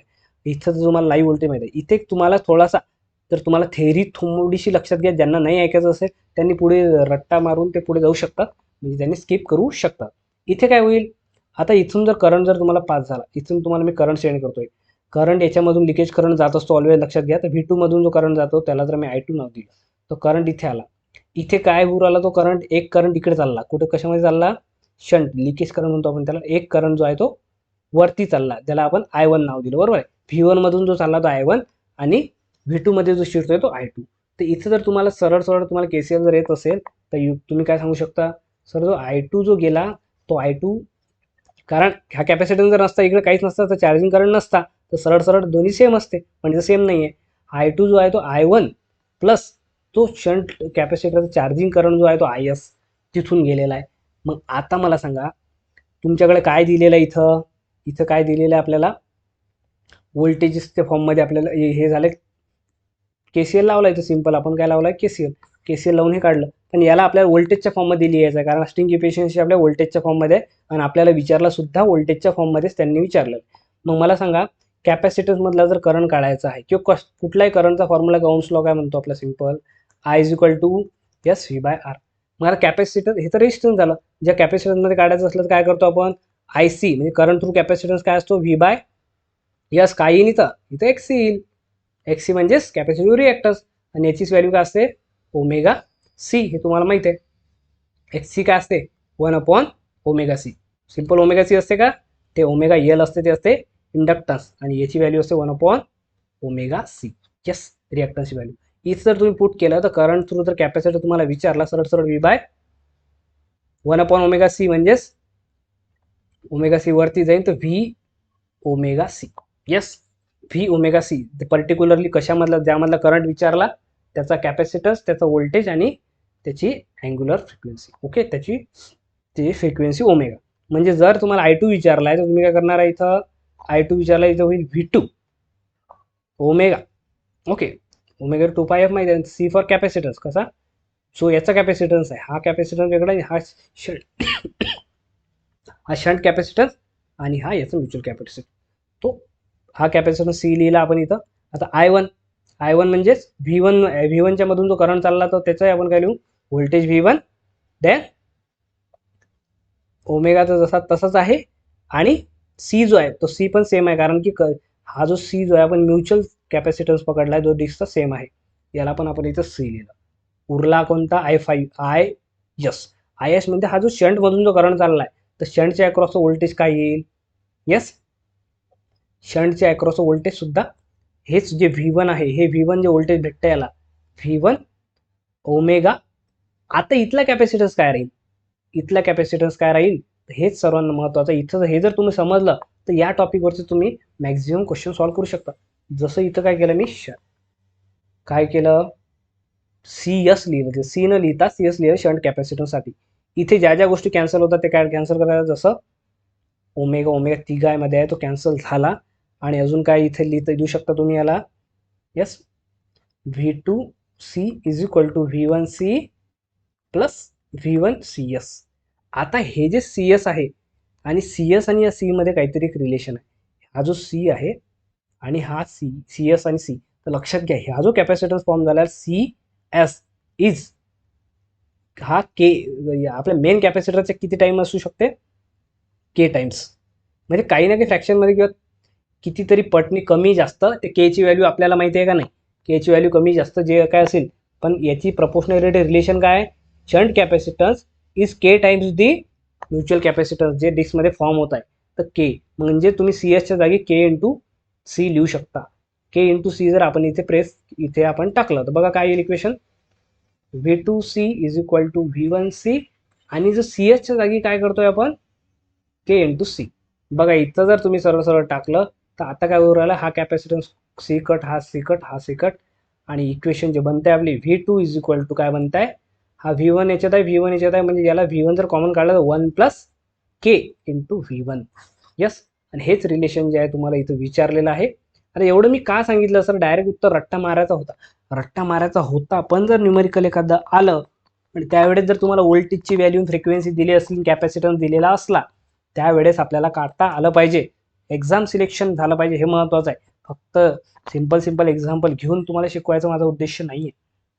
Next, the purpose of guard range तुम्हाला माहितीच आहे, काय सांगितलं होतं, reduce the earth capacitance to the lowest unit. ठीक आहे, कॅपॅसिटन्स कमी करायचा आहे आपल्या लोएस्ट युनिटचा कॅपॅसिटन्स जास्त असतो, तो कमी करायचा आहे. Which shield is called as static shield कशाला म्हणतो तुम्हाला सांगितलंय मी, गार्ड रिंगला जे लावतो आपण त्यालाच आपण काय म्हणतो, स्टॅटिक शिल्ड अशी म्हणतो. येस, ग्रेडिंग ऑफ इन्सुलेटर हे काय मेथड ऑफ इम्प्रुव्हिंग आहे. लेंथ ऑफ आपल्याला तर वाटते सर तिन्ही आहे, तर ऑल ऑफ द अबो जर तुम्ही एखादं नन ऑफ द अबो किंवा ऑल ऑफ द अबो जर इथं असलं सर तिन्ही मेथड आहे इम्प्रुव्हिंग, पण नाव लक्षात घ्या, स्टॅटिक शिल्ड जर प्रॉपर वर्ड जर विचारला स्टॅटिक शिल्ड कशाला म्हणतात तर ते गार्ड रिंग जे आहेत त्यालाच आपण स्टॅटिक शिल्डिंग म्हणतो. याला आपण स्टॅटिक शिल्डिंग नाही म्हणतो, शिल्ड टाईप हे ऍक्ट करत नाही, ओनली गार्ड रिंग. ओके, चला हा क्वेश्चन घ्या, आता ट्राय करा. क्वेश्चन हा न्यूमेरिकल क्वेश्चन आहे, हा ट्राय करा. हा जर तुम्हाला जमला तर तुमची प्रिपरेशन चांगली आहे, नाही जमला तर ते आता करायची वेळ आलेली आहे. ओके, व्हिडिओ पॉज करा, ट्राय करा. ज्यांनी अभ्यास केलेला आहे, ज्यांनी नाही अभ्यास केलेला आहे, कारण की हे क्वेश्चन एक्झाममध्ये आलेले आहेत. जाणून बुजून मला तुम्हाला एक्झाममध्ये क्वेश्चन टाकायचे नाही आहेत, तुम्हाला काही हार्ड बनवायचं नाही. पण हे जर तुम्हाला आले तर तुमचा कॉन्फिडन्स लेवल वाढेल, तुम्ही एक्झामसाठी रेडी राहणार. स्ट्रिंग इफिशियन्सीचा क्वेश्चन खूप वेळा रिपीट झालेला आहे, 2018 असो 2022 असो. या एक्झाममध्ये काय झालेलं आहे की हा क्वेश्चन जनरली थेरॉटिकल विचारतो, सिंपल विचारतो, पण थोडा यामध्ये महाट्रान्सकोवाल्यांचा इंटरेस्ट वाढलेला आहे. स्ट्रिंग इफिशियन्सी काय आहे, कसे कॅल्क्युलेट करतात, काय करतात हे जाणून घ्यायचं आहे त्यांना, म्हणून हे न्यूमेरिकल जे आहेत ते महत्त्वाचे आहेत. चला ट्राय करा. आणि ज्यांनी ट्राय केला व्हिडिओ पॉज केला असेल आणि ज्यांनी नाही केला असेल त्यांच्यासाठी मी सांगतो, पण असं वाट माझी पाहायची नाही, तुम्हीच ऑलरेडी सॉल्व्ह करून घ्यायचं, कारण ते एक्झाम्पल मी तुमच्याकडे शोधून आणलं, त्याचा तुम्हाला प्रॉपर यूज स्वतःसाठी करून घेणे हे तुमचं काम आहे. आता 3 युनिट्स म्हणते तर आपण काय करायचं, 3 युनिट्सचं काढायचं. आता तुम्हाला हे समजावून सांगायसाठी काढतोय मी, जेणेकरून काय काय दिलेलं आहे क्वेश्चनमध्ये हे जर तुम्हाला ओळखायची सवय झाली तर नंतर मग तुम्हाला जास्त सांगायची गरज पडणार नाही. ओके, हा खालचा कंडक्टर आहे तुम्हाला 3 इन्सुलेटरच्या 3 स्ट्रिंग आहेत. ओके, नंबर ऑफ स्ट्रिंग झाल्या 3. काय डाऊट आहे याच्याबद्दल? काही नाही. तर voltage across top most and lower most unit string is 6.71 आणि 11 व्होल्ट. इथे किती दिलेलं आहे त्यांनी? इथे जे voltage across top most across voltage 6.71 आणि लोअर मोस्ट अक्रॉस दिलेलं आहे व्होल्टेज अक्रॉस 11 व्होल्ट. आता तुम्हाला काय विचारलाय? तुम्हाला विचारलेला आहे what will the voltage across the मिडलच्या अक्रॉस व्होल्टेज. इथं क्वेश्चन मार्क तुमच्यासाठी की हे आपल्याला व्होल्टेज इथे माहिती नाही आहे, हे व्होल्ट झालं, हे व्होल्ट झालं. ओके, त्याच्या अक्रॉस व्होल्टेज आपल्याला माहिती नाही आहे. मग पण टोटल व्होल्टेज दिलेलं आहे. If the voltage across the whole string is, म्हणजे तुम्हाला टोटल व्होल्टेज दिलेलं आहे 25.76. मग हे काय सांगितलं तुम्ही? हे टोटल व्होल्टेजेस काय असते? तिघांची बेरीज असते. असं काही वेगळं असते का? जरा V1 आहे, V2 आहे आणि V3 आहे. तुम्हाला जर टोटल व्होल्टेज VT विचारलं तर काय असेल तिघांची? यस, बेरीज. मग सिम्पली हे जे तुमचं व्होल्टेज आहे हे 6.71 प्लस समजा तुम्हाला जो माहीत नाही तो क्वेश्चन मार्क किंवा त्याला एक्स नाव द्या. एक्स नाव दिल्यापेक्षा त्याला 20 नाव द्या, कारण की व्होल्टेजच काढायचं ना आपल्याला. इथलं व्होल्टेज माहीत नाही आपल्याला, त्याला V2 नाव द्या. चला, आणि पुन्हा तुम्हाला V3 ऑलरेडी माहीत आहे, त्याचं नाव आहे, त्याचं किती व्हॅल्यू आहे? 11 kV. सिम्पल काय करा आता, V2ची व्हॅल्यू पाहिजे, हे इथं प्लस आहे, या साईडला मायनस होईल. V2 इज इक्वल टू, आता ते करायची जरूरत आहे का? 25.76 मायनस 6.71 आणि मायनस 11. ओके, 11.00 करा. याचं जे आन्सर येईल, याचा आन्सर 8.05 व्होल्ट येते. आणि तेच तुम्हाला काढायचं. क्वेश्चन सिम्पल आहे, पण ज्यांनी पहिल्यांदा पाहिला त्यांना नाही लक्षात येत. ज्यांचा अभ्यास झाला त्यांना वाटते सर सिम्पल क्वेश्चन आहे, पण नाही. कारण मॅक्झिमम विद्यार्थी याच्याकडे दुर्लक्ष करतात, आणि हेच दुर्लक्ष जे आहे ते चांगले विद्यार्थी करत नाही, आणि सिलेक्शन त्यांना मिळू शकते. ओके, न्यूमेरिकल बेस पेपरमध्ये क्वेश्चन कुठेच गेले नाहीत, तुम्हाला सांगतो. तुम्ही माझ्या एक्सपिरियन्सचा फायदा घ्या, तुमचं करिअर थोडंसं लवकर घडेल. ओके, सो आता हा सिम्पल क्वेश्चन आहे. स्ट्रिंग इफिशियन्सी फॉर्म्युला आपल्याला माहित आहे की total voltage upon number of disc into bottom most वाला व्होल्टेज, किंवा व्ही मॅक्स म्हणू शकतो आपण त्याला, मॅक्झिमम व्होल्टेज कोणत्या तरी डिस्क अक्रॉसचं. सिम्पल इथं क्वेश्चन काय दिलेला आहे? 4 युनिट डिस्क दिला, voltage across bottom most 33% of the total voltage string efficiency विचारलेले आहे. हे तुम्हाला दिलेलं आहे 4. व्ही मॅक्सची व्हॅल्यू जे दिलेली आहे तुम्हाला किती दिले? 33.33% ऑफ व्ही टोटल ज्या व्ही दिले. मग इथं टाकून द्या. मग आता लक्षात घ्या, जेव्हा हे 33.33 याला सॉल्व्ह करत बसायचं का? ते लक्षात घ्यायचं की जर पर्सेंटेजमध्ये जेव्हा आपण कन्वर्ट करतो, पर्सेंटेज चिन्ह जर आपल्याला काढायचं असलं, आपण काय करतो? 33/33 डिवायडेड बाय समजा आपण 100 करतो. याचा 1/3 किती भाग जातो? 1/3. जेव्हा 33.33 येते त्याला 1/3 समजून घ्यायचं. म्हणजे कसं लिहितो बघा, वरती टोटल व्होल्टेज लिहिलं मी, जर 4 लिहिला, आणि इथलं जे व्होल्टेज आलं 33.33% एवढं न लिहिता डायरेक्ट याला 1/3 ऑफ टोटल व्होल्टेज. सरळ सरळ, इथं काही जास्त कॉम्प्लिकेटेड करायचं नाही. इथं कट झाला, हा जो 4 आहे ते 3 आहे, हा खाली असल्यामुळे डिनॉमिनेटरला असल्यामुळे, डिनॉमिनेटर असल्यामुळे वरती जाईल, म्हणजे 3/4 होईल. 3/4 इंटू तुम्ही 100 करू शकता. आणि आता तुम्ही कॅल्क्युलेट करू शकता, 4ने जर भागितलं तर 25चा जातो, आणि 25 3 75, 75% ऑफ एफिशियन्सी तुमचा आन्सर इथे होऊन जाईल. तर नेक्स्ट क्वेश्चन, 3 युनिट आहे, इथे पण दिलेलं आहे टोटल व्होल्टेज ऑफ द. इथं वेगळा थोडा क्वेश्चन विचारलेला आहे.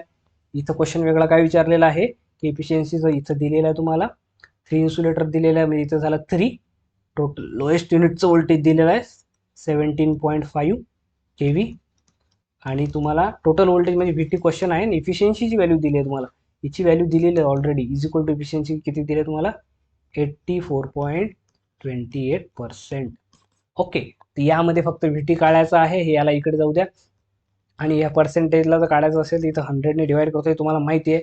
ओके, इंटू हा तिकडे गेल्यानंतर याचा ऑप्शन बघा तुमच्यापैकी काय आन्सर इथे कमेंट करा जरा. आणि याला तुम्ही पर्सेंटेजला डायरेक्ट 84.28 मग असं घेऊन सर पॉईंटमध्ये आन्सर कसं येईल, काय येईल असं नाही करा. सिम्प्लिफाय करण्याचा प्रयत्न करा. याला कशा भाग जाते, कशाने अजून त्याला कोणत्या फॉर्ममध्ये लिहू शकतो आपण, फ्रॅक्शनच्या फॉर्ममध्ये आपण कुठल्या लिहू शकतो का, हे महत्त्वाचं असते.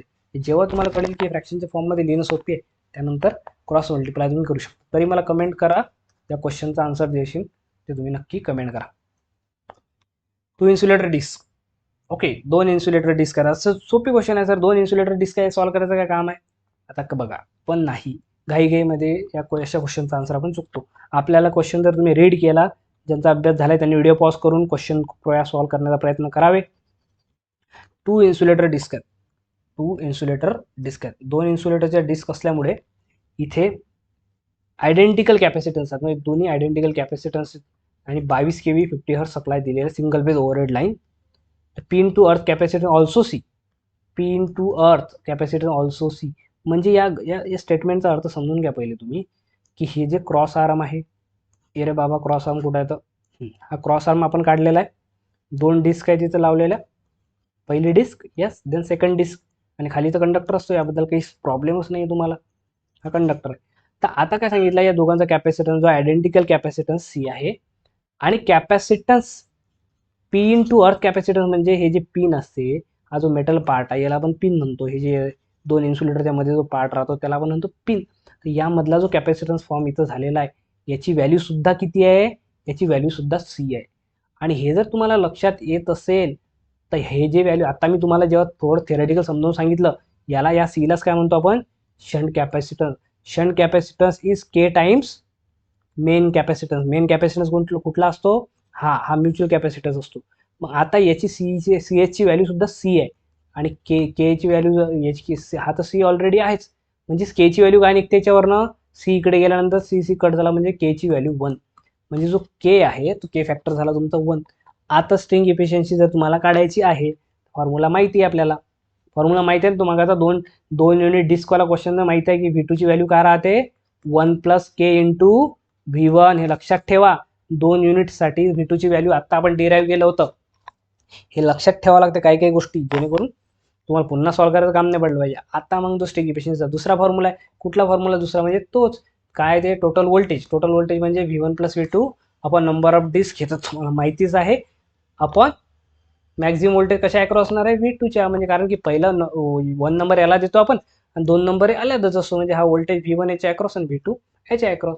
बॉटम मोस्ट आपल्याला व्होल्टेज खाली घेत असतो आपण. ओके, झालं V1 + V2. आता केची व्हॅल्यू किती आली इथं, येस, केची व्हॅल्यू 1 आलेली आहे. इथं 1 टाकलं तुम्ही तर तुम्हाला V2ची व्हॅल्यू किती भेटते सर, V2 = येस 1 + 1 म्हणजे 2 × V1. आता हेच 2 × V1 इथे टाका, म्हणजे काय इक्वेशन बनताय बघा तुमचं, V2ची व्हॅल्यू, V1 तर ऑलरेडी आहे, V2ची व्हॅल्यू टाकतो आपण 2 × V1 आपण n. n म्हणजेच नंबर ऑफ डिस्क किती आहे, 2 डिस्क आहेत ना, तर 2 × V2ची व्हॅल्यू पुन्हा 2 × V1. आता जर तुम्ही इथं टाकली, वरती किती होते, 3V1 झालाय, 2V1 + V + 2V1, आणि देन खाली किती झाला, 4V1 इंटू 100% करायला लागेल तुम्हाला, कारण एफिशियन्सीसाठी. तर हा V1 तर कट झाला, पुन्हा तेच 3/4 × 100, 4 जर भाग दिला तर 25 भाग जातो, 25 3 75% is the efficiency of this. Okay, आलं लक्षात. हे आपले क्वेश्चन जे आहेत ते टेलिग्रामच्या ग्रुपवर मी ऑलरेडी टाकलेले आहे, ज्यांनी चुकला आहे त्यांनी चेक करून घ्या की आपला क्वेश्चन जो आहे तो रॉंग का बरं झाला, कुठे मिस केला आहे. हा क्वेश्चन तुमच्यासाठी होमवर्क का बरं आहे, कारण मागच्या वेळेस पण होमवर्क दिलेला होता. हा DY एक्झिक्युटिव्ह इंजिनियर 4 मार्च 2024ला झालेला क्वेश्चन आहे, आणि तुम्हाला 100% गॅरंटी देऊ शकतो मी माझ्या एक्सपिरियन्सनुसार की स्ट्रिंग इफिशियन्सी वाला क्वेश्चन राहणार म्हणजे राहणार तुमच्या एक्झाममध्ये. आणि तो सॅक्स से करेंगे सबका स्वागत जो आहे, तो सॅक्स सुद्धा तुमच्या याच्यामध्ये राहणार आहे. तो आता मी समोर तुम्हाला सांगणार आहे. Next, simple corona effect. एक स्लाइड तुमच्या समोर आणि विषय क्लास. जास्त डीपमध्ये जायची गरज आहे का, नाही, एक्झाम ओरिएंटेड आहे. याच्यामध्ये कोरोना इफेक्ट काय काय असते, कोरोना इफेक्टच्या महत्त्वाच्या पॉईंट जे एक्झाममध्ये विचारतात तेच आहे. कोरोना केव्हा ऑब्झर्व होतो, कोरोना 270 kV व्होल्टेज, जेव्हा हाय व्होल्टेज असतं तेव्हाच. एक्स्ट्रा हाय व्होल्टेजच्या वेळेस 270च्या वरती, म्हणजे 270च्या वरती किती असो, मग 300 असो 400 असो किती असो, त्याच्या वरतीच तो करोना ऑब्झर्व होतो. करोना का बरं ऑब्झर्व होतो, करोना काय असते, ते एअर जे असते ना, ते एअर आयोनाइज होते, काय होते, आयोनाइज्ड होते. आयोनाइज एअर झाल्यामुळे ते एअर जे आहे ते तिथं आयोनाइज झाल्यामुळे तिथे चार्जेस फॉर्म होतात, ते ब्रेकडाऊन होत असते. जोपर्यंत एअर आयोनाइज होत नाही तोपर्यंत ब्रेकडाऊन होणं सोपी नाही. तर एअर आयोनाइज होण्यासाठी त्याच्या अक्रॉस व्होल्टेज जे आहे ते खूप जास्त पाहिजे. इलेक्ट्रिक फील्ड जे आहे ती खूप जास्त असली तेव्हाच ते व्होल्टेज तिथे डेव्हलप होते. म्हणून व्होल्टेज डेव्हलप झाल्यामुळे कोरोना होते. म्हणून ही जी व्होल्टेजची रेंज आहे ते ब्रेकडाऊन एअरची, तुम्हाला माहिती आहे एअरची कॅपॅसिटी किती आहे ब्रेकडाऊनची, 30 kV/s. सेंटीमीटर हे एअरची ब्रेकडाऊन स्ट्रेंथ आहे. तर हे पर सेंटीमीटर आहे बघा. त्यात आपलं किती सारं क्लिअरन्स असते आपल्या दोन्ही लाईनमध्ये. तर तेवढा एअरला तेवढा एरियाचा तेवढा डायरेक्टली स्ट्रेंथचं ब्रेकडाऊन जनरली होत नाही. यासाठी हायर व्होल्टेजमध्ये अशी सिच्युएशन येते की जेव्हा जेव्हा व्होल्टेज 270 किंवा त्याच्यापेक्षा वरती जर असलं तर कोरोना होण्याचे चान्सेस आहेत, त्याच्यापेक्षा कमी नाही. ऑप्शनमध्ये जर तुम्हाला दिलं इथं 132 kV, तर इथं तुम्ही सांगणार की होणार नाही आहे. मेनली जो जो फिनॉमिना आहे, तो फिनॉमिना जो आहे कोरोनाचा, हा करंटवर डिपेंड आहे का? इथे करंटचा विषय आहे का? नाही. इथे व्होल्टेजचा विषय आहे. 270च्या वरती असलं तेव्हा हा होईल. देन नेक्स्ट जो 2 नंबरचा पॉईंट, सर्व जे पॉईंट आहेत ते तुमच्यासाठी हे 2 ते 4 मार्क देणारे आहेत. लक्षात घ्या, यात कुठलाही असं वेस्टेजचा पॉईंट नाही आहे. याचा स्क्रीनशॉट काढून ठेवा वाटलं किंवा तुमच्या भाषेत तुम्ही लिहून ठेवा. ओके. जास्त थेरी वाचायची असेल तुम्हाला तर google.com सर्च करा. भरपूर थेरी पे थेरी तुमको मिल जाएंगी. So modern EHV conductor size म्हणजे काय? कोरोनाच्या बेसवरच कंडक्टरची साईज जी आहे कुठली, modern EHV conductor size is based on the corona effect.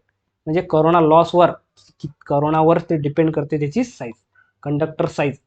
Corona जर जास्त होत असेल त्यानुसार साईज आपल्याला व्हॅरी करावं लागेल. हे कोरोनाचा इफेक्ट तिथं लक्षात घ्या. केव्हा? EHV मॉडर्न EHV मध्ये, म्हणजे ultra high voltage modern extra high voltage line जी आहे त्यामध्ये कंडक्टरची size is based on the corona. Okay. Corona लॉसवरचे डिझाईन असते. पॉईंट लिहिलेला आहे, क्वेश्चन मी तुम्हाला सांगतोय, क्वेश्चन तुम्ही बनवून ठेवा, तुमच्या भाषेत लिहून ठेवा. Then arc strikes between two lines. इथं काय होते, मेनली काय होते, 3 लाईन जर असल्या, RYB माहिती आहे तुम्हाला, काही सांगायची गरज आहे का? RY आणि B 3 लाईन चालू आहे समजा जनरली, तर काय होते मॅक्स टू मॅक्स काय होते की हे जे कोरोना लॉसमुळे काय होते, आता इथे पण व्होल्टेज आहे, इथे पण व्होल्टेज आहे, या दोघांच्या अक्रॉस काय जर व्होल्टेज झालं, मध्ये काय आहे, आयन एअर आहे. एअर काय आहे, इन्सुलेट ओव्हर रिडिंग लाईनमध्ये काय एअरच आहे ना, इन्सुलेशन मीडियम. पण एक व्होल्टेज जर खूप जास्त वाढल्यामुळे काय होते, या एअर आयनच होते आणि इथे यांचं काय होते, ब्रेकडाऊन. जसं इथे यामध्ये ब्रेकडाऊन होते तर आर्क काय होते, फॉर्म होते 2 लाईनमध्ये, दोन फेस टू फेस मध्येच, म्हणजे त्याला आपण लाईन टू लाईन फॉल्ट म्हणून हा ऍक्ट होतो. जर तुम्हाला क्वेश्चन विचारला की आर्क स्ट्राईक झाल्यानंतर हा जो फॉल्ट आहे generally line to line fault हा इथे होतो. ओके. नॉईज इथं कोरोना जेव्हा होतो तेव्हा आवाज येतो, असा चॅटरिंगचा आवाज येतो, असा हिसिंग नॉईज येतो. ओके. देन कुठला गॅस रिलीज होतो, क्वेश्चन विचारलाय का नाही विचारलाय, ज्यांनी खूप वेळा एक्झाम मध्ये अभ्यास केलाय त्यांच्यासाठी हे माहितच आहे सर, ओझोन गॅस रिलीज होतो. कलर कुठला आहे विचारतात तुम्हाला, व्हाईट ब्लूइश कलर असतो.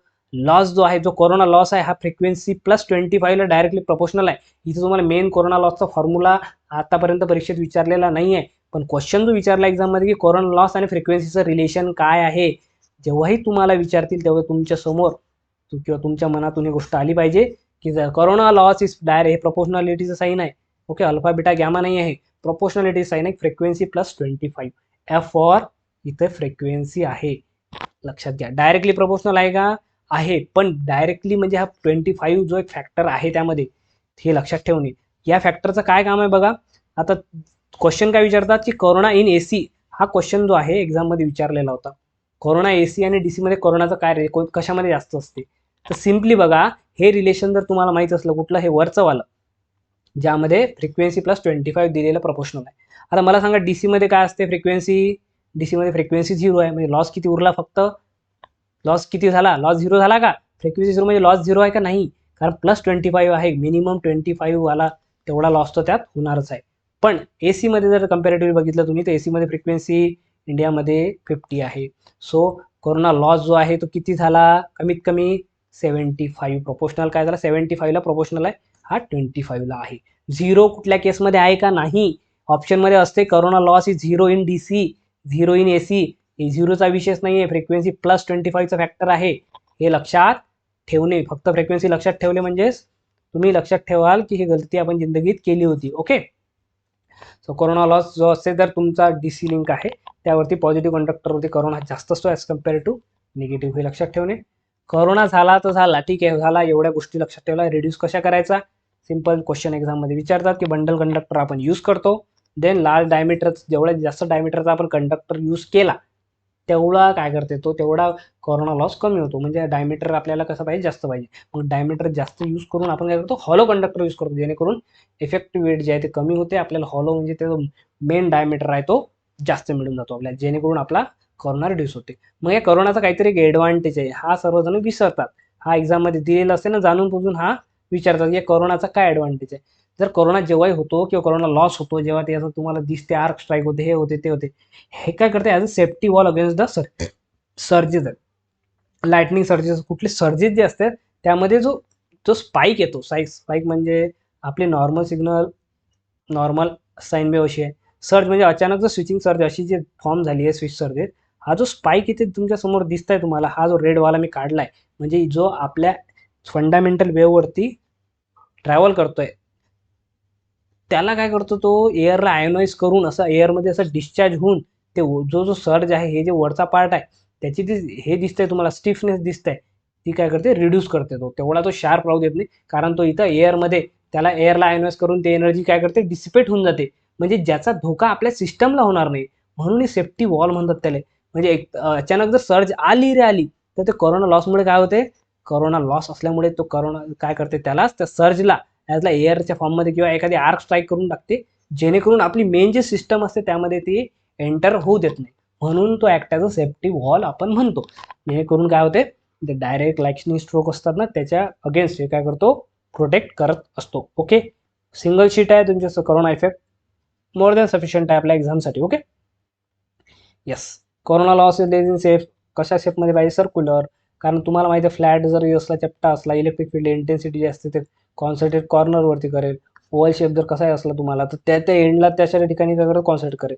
पण जर तुमचं सर्क्युलर प्रॉपर सर्क्युलेशन युनिफॉर्मली काय असते, इलेक्ट्रिक फील्ड काय असते डिस्ट्रीब्यूट झालेली असते, जेणेकरून कुठल्याच पॉईंटला फोकस होणार नाही आणि कुठेच, त्यामुळे काय होणार आहे, इथे व्होल्टेज जर एखाद्याने जास्त अवेलेबल झालं ना आर काय होणार, पुन्हा मग काय होईल, एनर्जी लॉस तो त्यामध्ये करत राहील.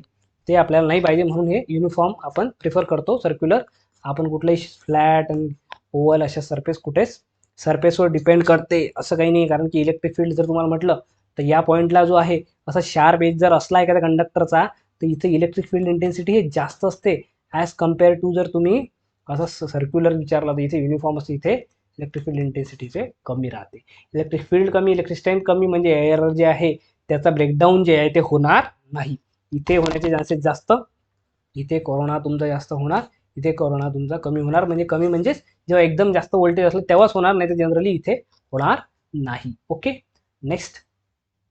तोच तुमचा क्वेश्चन म्हणजे हा एक्झाममध्ये आलेला आहे. हा क्वेश्चन तुम्हाला यावेळेस येण्याचे सुद्धा चान्सेस आहे. एक्झाममध्ये क्वेश्चन रिपीट होत नाही असे म्हणतात, पण असं काही नाही, भरपूर क्वेश्चन. कारण कन्सेप्ट तेच असतात, काय करणार आहे ते क्वेश्चन कुठून बनवणार आहेत. कन्सेप्ट लर्न करा, क्वेश्चन लर्न करा, असं काही नाही की रिपीट होणार नाही, होईल पण त्या प्रकारचं प्रकार लर्न करा, मेथड लर्न करा. फक्त तुम्ही क्वेश्चनचे व्हॅल्यूज लर्न करा. बघा, corona loss on particular system 50 हर्ट्जवर दिलेला आहे, 1 किलोवॅट पर फेज पर किलोमीटर. म्हणजे P1 लिहितो मी, कोरोना लॉस 1 किती, 1 किलोवॅट विथ द फ्रिक्वेन्सी, किती फ्रिक्वेन्सी, फ्रिक्वेन्सी F1 किती 50 हर्ट्सवर तो आहे असं यांनी दिलेलं आहे. Then the corona loss of same सिस्टममध्ये सप्लाय फ्रिक्वेन्सी 25 हर्ट्स. जर तुमची फ्रिक्वेन्सी आता चेंज केली तुम्ही, तुमची झाली 25 हर्ट्स, तर आता तुमचा क्वेश्चन जो आहे तो P2 म्हणजेच कोरोना लॉस काय राहणार. Corona loss is equal to question mark. But आपल्याला काय रिलेशन माहित आहे की जो पॉवरचं रिलेशन काय सांगितलं मी, loss is directly proportional to the frequency plus 25. हे तुम्हाला ऑलरेडी सांगितलेलं आहे एका पहिल्या मागच्या शीटमध्ये. मग आता काय आपल्याला P2 पाहिजे ना, आपण याला जर असं जेव्हाही असं प्रपोर्शनलवालं रिलेशन आहे याला आपल्याला अशा फॉर्ममध्ये लिहिता आलं म्हणजे आपण थोडेसे हुशार आहे, एवढं लक्षात घ्यायचं. म्हणजे असं रिलेशन दिलेलं तुम्हाला, तुम्ही याच्यावर लिहिता आले पाहिजे की P1 is equal to F1 plus 25, आणि तुम्हाला त्यानुसार लिहिता आलं पाहिजे की P2 is equal to F2 plus 25. कारण तुम्हाला इथं सफिक्समध्ये प्रपोर्शनल आहे म्हणून लावता आलं पाहिजे, जेणेकरून याचा रेशो जर तुम्ही आता घ्याल, म्हणजेच तुम्हाला P2 पाहिजे म्हणून P2 वरती घ्यायचा, P2 अपॉन P1 या दोघांना भागितला, वरती काय येणार आहे F2 plus 25 upon F1 plus 25. सरळ सरळ हे सरळ सरळ रिलेशन आहे. 1 1चा समोरच येईल, 2 2चा समोर येईल. उलटा करू नका, एक्झाममध्ये भरपूर जण उलट्या करतात आणि ऑप्शनमध्ये पण ते उलटे ऑलरेडी ऑप्शन दिलेले असतात. मग आपल्याला वाटते आपण जलवा करून आलो, पण आपण जलवाने आपण हलवा खाऊन आलेला असतो. So F2 is equal to किती येणार आहे, किती फ्रिक्वेन्सी आहे, दुसरी फ्रिक्वेन्सी 25 आहे आणि ऑलरेडी पहिली हे 25 फॅक्टर आहेच. F1 50 हर्ट्स तुम्हाला दिलेला आहे, 25 इथं पण वरती झाला 50, 50 भागिला 75. P2 इज इक्वल टू P2/P1चा काढला आपण. देअरफॉर आपला जो फायनल आन्सर काय राहील, P2 इज इक्वल टू काय येईल, 50/75 इंटू P1. P1ची व्हॅल्यू तर 1 आहे, 1 लिहिण्यात काही अर्थ नाही म्हणून काही लिहित नाही मी. तर 50/75ला तुम्हाला सॉल्व्ह करायची काय गरज, 25 दुनी आणि 25 त्रिक 2/3. ओके, 2/3ला जर तुम्ही सॉल्व्ह केलं तर 0.667 येते. तर तुमचा आन्सर काय झालं इथे, यस. हा क्वेश्चन भरपूर रिपीट झाला, सिंपल आहे, तुमच्या लँग्वेजमध्ये लिहून घ्या. ओके, स्क्रीनशॉट काढून घ्या. Next, corona loss with increases with. Corona loss increase, corona लॉसचा फॉर्म्युला तुम्हाला सांगितला आहे मी. पी कोरोना जो आहे तो फ्रिक्वेन्सी प्लस 25ला काय इक्वल टू आहे का इथं, हे प्रोपोर्शनॅलिटी साईन आहे, नाही तर सर तुम्ही इक्वल सांगितलं होतं, असं नका करू. ते आपल्याला दोन व्हॅल्यू जेव्हा दिले आहेत तेव्हा आपण इक्वलाइज लिहावं लागते त्याला. Generally proportional to frequency plus 25 आहे. तर जेवढी कोरोनाला इन्क्रीज करायचं आपल्याला, तर फ्रिक्वेन्सी जर वाढवली तर कोरोना इन्क्रीज होईल. तर increase in supply frequency plus reduction in conductor size.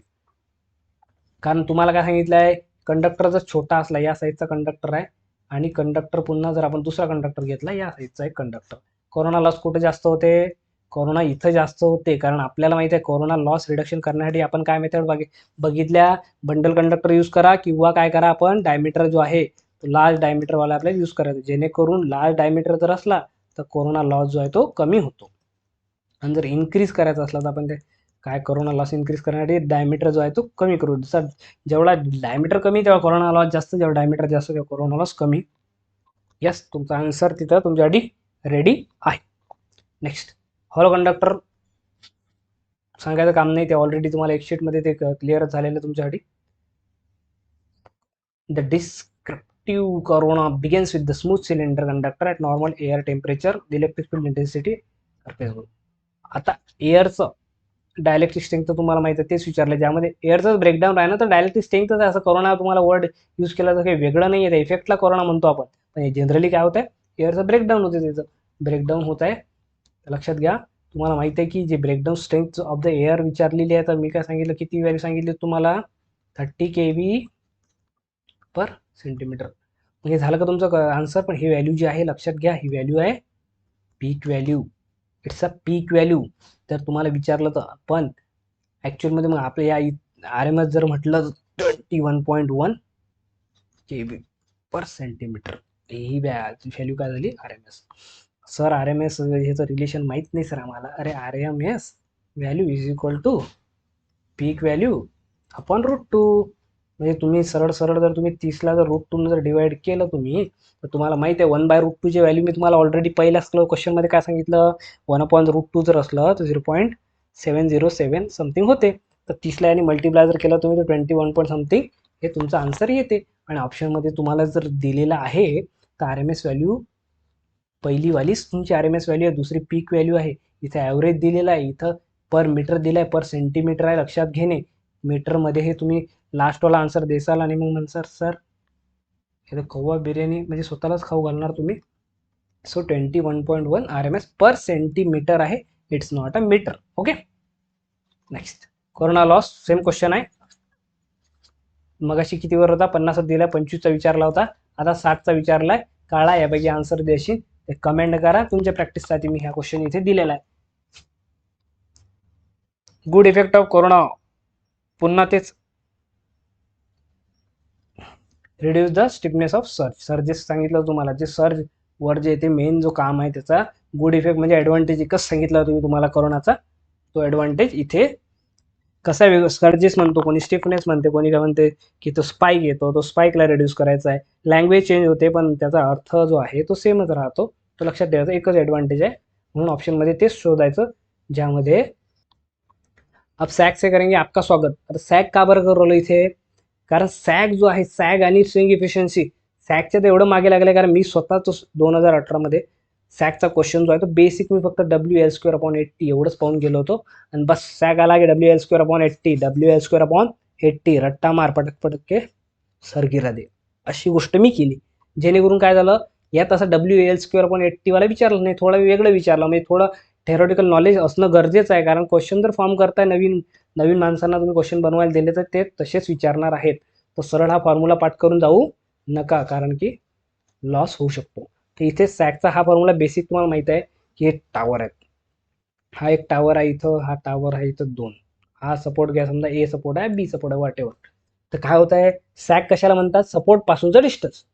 Support कुठे कुठे दिलं, ए पासूनचं असं व्हर्टिकल डिस्टन्स. ओके, हे झालं. याला म्हणतो आपण लोएस्ट पॉईंट कोणता, कंडक्टरवरचा लोएस्ट पॉईंट पाहायचा खालचा, आणि ते जे डिस्टन्स आहे त्याला म्हणतो आपण सॅग.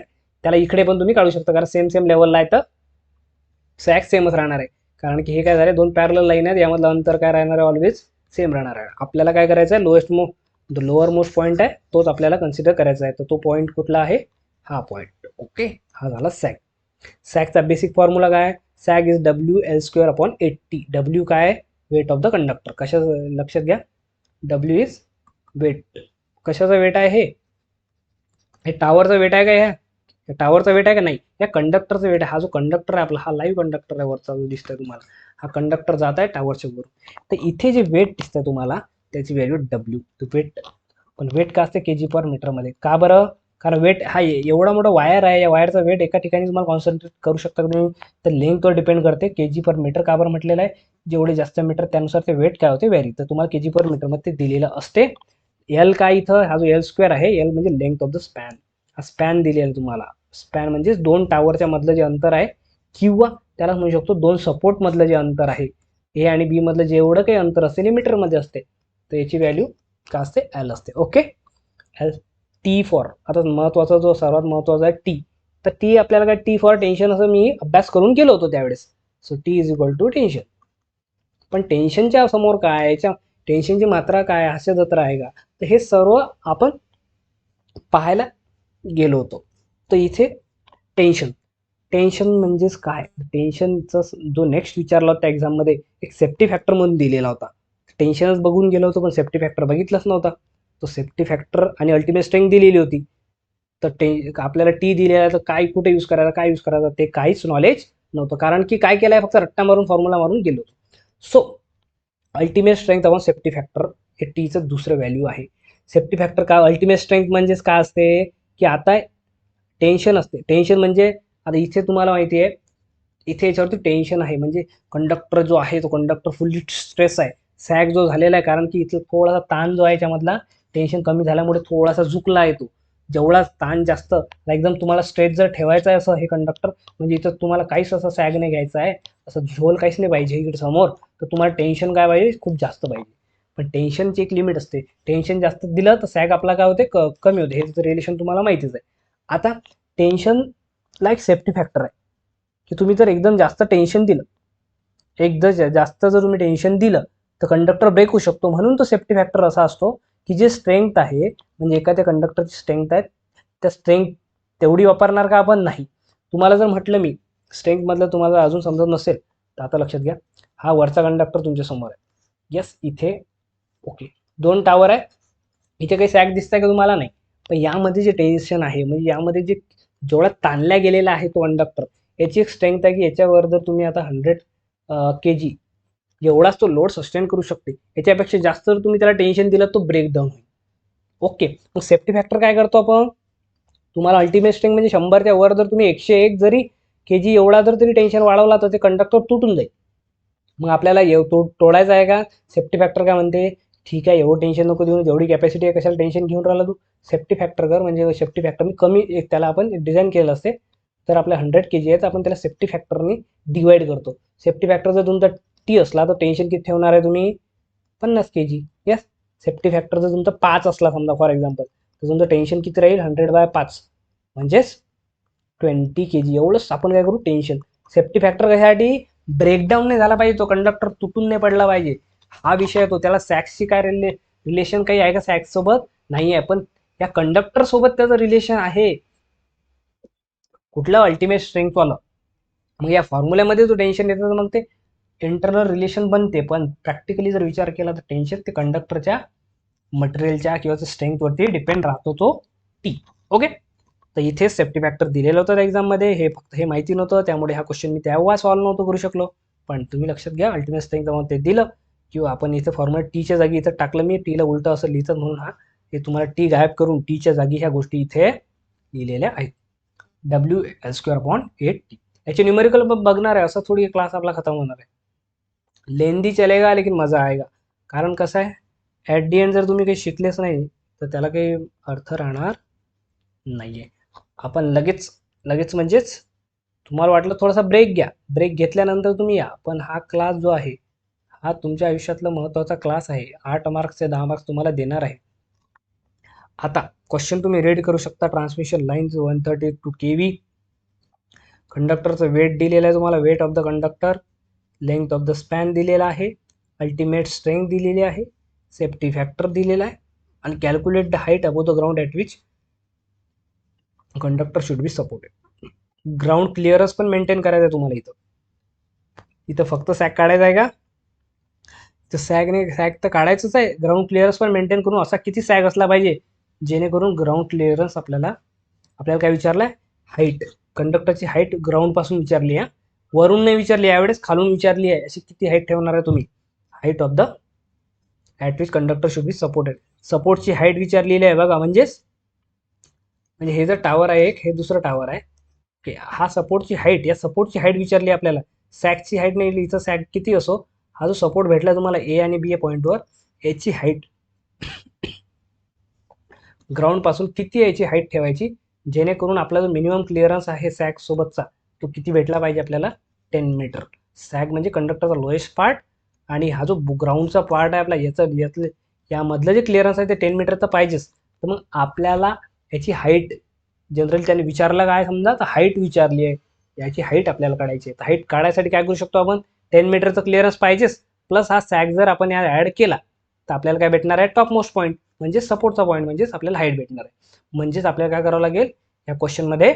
इथे सॅग काढायचा आणि सॅगची व्हॅल्यू या 10 मीटरमध्ये ॲड करून टाकायची जेणेकरून टोटल हाईट आपल्याला इथं भेटून जाईल. सो सिंपली सॅग से करेंगे आपका स्वागत. So WL² upon 8T. सीधे सीधे काय करायचं? व्हॅल्यू टाकायची आहे. डब्ल्यू कोणता आहे? Weight of the conductor. kg per kilometre किती दिलेला आहे?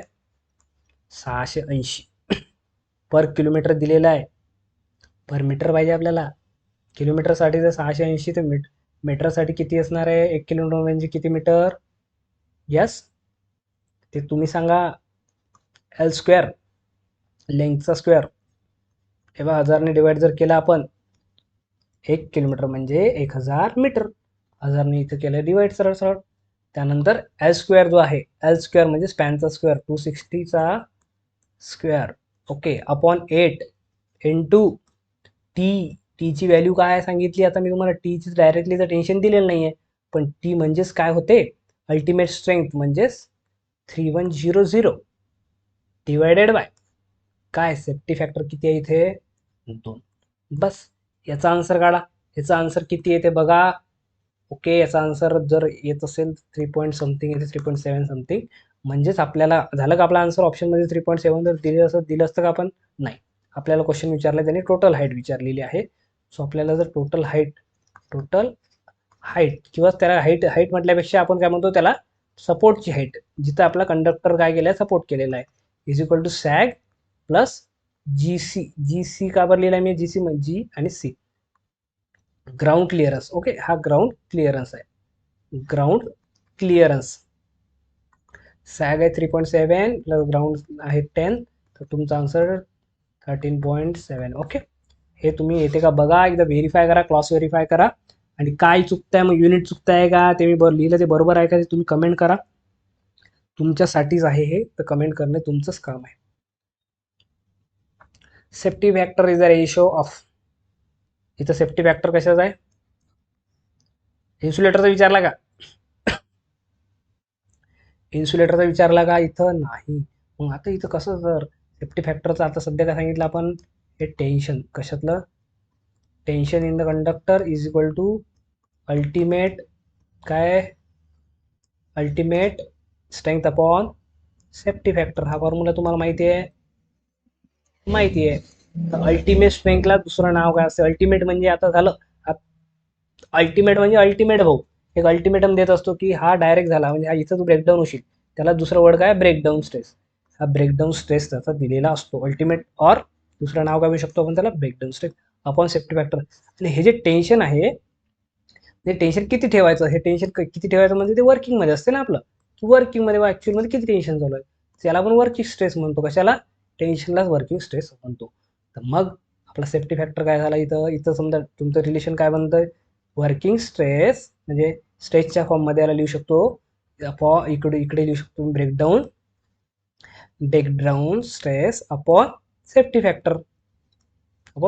काय झालं, याचे फक्त दोन वेगळे मिनिंग निघाले. आपल्याला वाटलं क्वेश्चन काय विचारला सर, आता कधी अभ्यास नाही केला, असं नसते.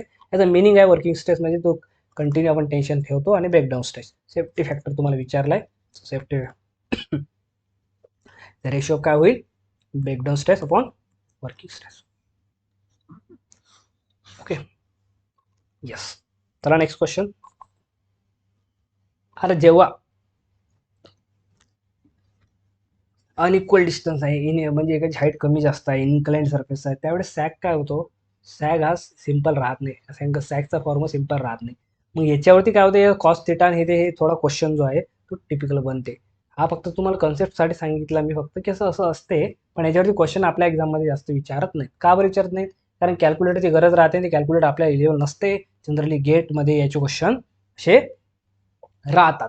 तर या टॉपिकला फक्त तुम्हाला सांगतो की एक प्रकार असतो जेणेकरून वर्टिकल सॅग म्हणजेच त्याला हे अनइक्वल डिस्टन्स आहे. तर या सपोर्ट पासून जर तुम्ही म्हटलं सॅग S1 होते, ए पासून जर तुम्ही बघितलं तर, कारण सॅगचा काय डेफिनेशन काय आहे की सपोर्टच्या पॉईंट पासून तर कंडक्टरचा लोअर मोस्ट जो पॉईंट आहे यातला जे डिस्टन्स आहे त्याला आपण सॅग म्हणतो. ओके, तुम्ही इथं असं सॅग असं नका म्हणू. ओके, या सपोर्ट पासून हे डिस्टन्स आणि या सपोर्ट पासून हा डिस्टन्स, हा झाला सॅग 2. हा लक्षात. तर याच्यावर स्पॅन लेंथ आहे, हा फॉर्म्युला याच्यात दिलेला. जर तुम्हाला इनकेस जर असं एक्झाम्पल दिलं की या पॉईंट पासून ए सपोर्ट पासून एवढं डिस्टन्स आहे आणि बी सपोर्ट पासून एवढं डिस्टन्स आहे, देन तुम्ही सॅग काढा, तर त्यावेळेस तुमचा जो बेसिक फॉर्म्युला आहे WL² बस काय करायचं, स्पॅन जे लेंथ आहे टोटल यामधून हा एक्स फॅक्टर मायनस करून टाकायचा, L-x², कारण L² फॉर्म्युला ऑलरेडी आहे अपॉन 80. हा जनरली असा एक्झाम्पल विचारलेला नाही आहे, पण तरीही जर विचारलं गेलं तर हे आपल्याला करता आलं पाहिजे. मग कसं विचारलं गेलं आहे ते एक्झाम्पल आपण इथे सॉल्व्ह करणारच आहे. आता सॅगचा तुम्हाला कन्सेप्ट माहिती आहे, जर तुमचं डिस्टन्स कमी असलं, स्पॅन लेंथ जर कमी असली, जनरली सॅग कमी राहतो. आणखी जेवढा लॉंग झाला थोडा सॅग वाढला, आणखी यातलं अंतर थोडं वाढलं, अजून दूर गेले अजून वाढला, अजून दूर गेले तुम्ही तर तेवढा जास्त काय उराला, म्हणजे स्पॅन लेंथ सॅग जो आहे इथं सॅग काय होता, लेंथ कमी सॅग कमी, लेंथ थोडीशी वाढली सॅग सुद्धा वाढला, लेंथ आणखी वाढली तर सॅग सुद्धा आणखी वाढला, आणि लेंथ आता खूप जास्त वाढली म्हणजे याची स्पॅन लेंथ म्हणतोय मी, या दोघांमधलं अंतर खूप जास्त वाढलं तर सॅग सुद्धा खूप जास्त वाढतो. म्हणजेच काय, इथं रिलेशन काय, फक्त sag is directly proportional to the span. Span म्हणजे स्पॅन लेंथ आपण त्याला म्हणतो, जेवढी लेंथ जास्त सरळ रिलेशन आहे. आणि हे डायरेक्टली रिलेशन तुम्हाला कसं माहिती आहे, sag is equal to WL²/80. तर स्क्वेअर हे जे रिलेशन जे आहे ते L² आहे, डायरेक्टली तर आहेच, पण square of the span length आहे. ओके, क्वेश्चन विचारू शकतात. हे अनइक्वल हाईटचं बद्दल थोडासा थेरॉटिकल होतं, पण हे सांगणं काही गरजेचं नाही आहे, की कारण हे जर कधी कधी टेकडे आणि हे सगळ्या मधात आल्यामुळे हे काय होते, अनइक्वल हे तुम्हाला हे शेअर फेस करावं लागते. पण हे ॲक्च्युअल ट्रान्समिशन आल्यावर जेव्हा डिझायनिंग करू तेव्हाच आहे, जस्ट तुमच्यासाठी माहितीसाठी काढलं. Okay, sag of the conductor when the transmission line supported by the increase by. चला करा, सॉल्व करा. सॅग ऑफ द कंडक्टर आणि transmission line length 2.5, span is 2. म्हणजे ट्रान्समिशन लाईन चा सॅग दिलेला आहे त्यांनी, सॅग दिले 2.5, जेव्हा सॅग 1 तुमचा सॅग 1 तुम्हाला दिलेला ऑलरेडी किती, सॅग 1 तुम्हाला दिलेला आहे 2.5 मीटर एवढा सॅग आहे त्यामध्ये, जेव्हा तुमची लेंथ आहे ते 250 मीटर होते. आता काय म्हणते, if the height of supporting tower is increase by 25%. आता म्हणजे जो सपोर्टिंग टावर आहे तुमचा, हा जो टावर होता आणि हा टावर होता, ह्या सपोर्टिंग टावर आहे आणि याच्यामधला सॅग आपला 2.5 ऑलरेडी दिलेला आहे यांनी. येस, सॅग इथं दिलेलं तुम्हाला, हे सॅग म्हणजे हे अंतर असते तुम्हाला माहिती आहे, हे अंतर किती आहे 2.5 मीटर दिलेलं आहे, आणि याच्या दोघांमधली डिस्टन्स दिला आहे 250 मीटर. आता क्वेश्चन असा आहे त्यांचा की if height of supporting tower, हा स्पॅन बद्दल काही बोललेलं नाही आहे. आता या सपोर्टिंग टावरची हाईट जर वाढवली म्हणते आपण 25%, लेंथवर डिपेंड आहे, म्हणजे हाईटवर काहीच डिपेंड नाही आहे. लक्षात घ्या, याची हाईट तुम्ही 25% करा की याची हाईट तुम्ही 50% करा, या हाईटचं आणि सॅगचं काही रिलेशन नाही आहे. म्हणून सॅग जो आहे इथे चेंज होणार का नाही, इथे रिमेन्स अनचेंज तो राहणार आहे. लक्षात, यस. हा हाईटवर डिपेंड नाही करत. म्हणजे जर टावरची हाईट एवढी छोटी असली, एवढे छोटे छोटे टावर, आणि याचं अंतर जास्त असलं तर सॅग याच्यात असं राहू शकते. आणि याच टावरची हाईट तुम्ही एवढी जास्त करा, अंतर सेम ठेवा, तरी तो सॅग तेवढाच राहील. म्हणजे या हाईट ऑफ द टावर जो आहे, हे जे टावरची जी हाईट आहे, उंची, याचं काही घेणं देणं सॅग सोबत नाही आहे. सॅग फक्त काय म्हणतो, सॅग या दोघांच्या अंतरामध्ये डिपेंड करते, की सपोर्ट मधलं म्हणजे ए टू बी यातलं अंतर किती आहे त्याच्यावरच तो सॅग डिपेंड करतो. त्यालाच आपण स्पॅन लेंथ म्हणतो. Does not depend on height. Height याच्यावर डिपेंड करत नाही, याच्यावर डिपेंड करत नाही. Next, the maximum tension. Unequal height असली तर टेन्शन जे आहे ते हायर सपोर्टवर जास्त असते. म्हणजे जर इथं, ओके, हायर सपोर्ट कुठं झाला, इथं हा ए झाला आहे, ओके, हा बी झाला. तर आता कंडक्टर जर इथं तुमचं असं आहे, तर टेन्शन कोणत्या याच्यावर जास्त राहते, तर हायर सपोर्टच्या तिथं टेन्शन हे जास्त राहते. Okay. Sag on the transmission list affected due to. सॅगचं रिलेशन तुम्हाला माहिती आहे, weight of the conductor. Yes, सॅगच्या फॉर्म्युल्यामध्ये आहे. ॲटमॉस्फिअरिक कंडिशनवर डिपेंड करते, हे तुम्हाला नॉर्मल गोष्ट आहे. Then ice decomposition. पण लिस्ट मधल्या लिस्ट अफेक्टेड म्हणजे करंटवर डिपेंड नाही करत. करंटबद्दल काही आपण सध्या स्टडी केला नाही, की करंट कमी तर सॅग कमी, असं काही रिलेशन नाही आहे. सो अफेक्ट करत नाही तो करंटवर. चला, ओव्हर हेड ट्रान्समिशन लाईन इथं दिलेले आहे 220 मीटर्स. येस, या क्वेश्चनचा आन्सर लगेच करा. 220 मीटर्सची लाईन तुमच्या समोर दिलेली आहे.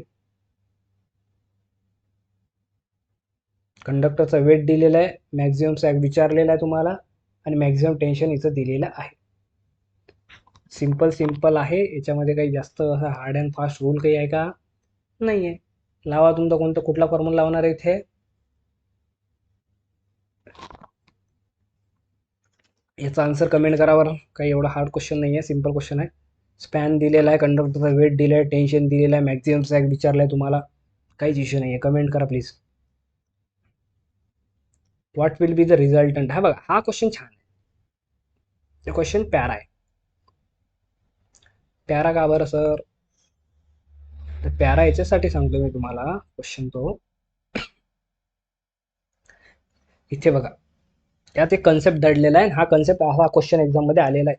माझ्या हिशोबाने क्वेश्चन 2018 मध्ये आलेला आहे, हा क्वेश्चन 2022 मध्ये सुद्धा आलेला आहे, कारण अशाच प्रकारचा क्वेश्चन मी बघितला होता. ओके. सो इथे बघा, रिझल्टंट वेट विचारलं. पहिले फंडा लक्षात घ्या. जर एखादा कंडक्टर आहे, आता हा जो टावर काढला मी एक, ओके, टावर आपण असाच काढू रॅन्डम.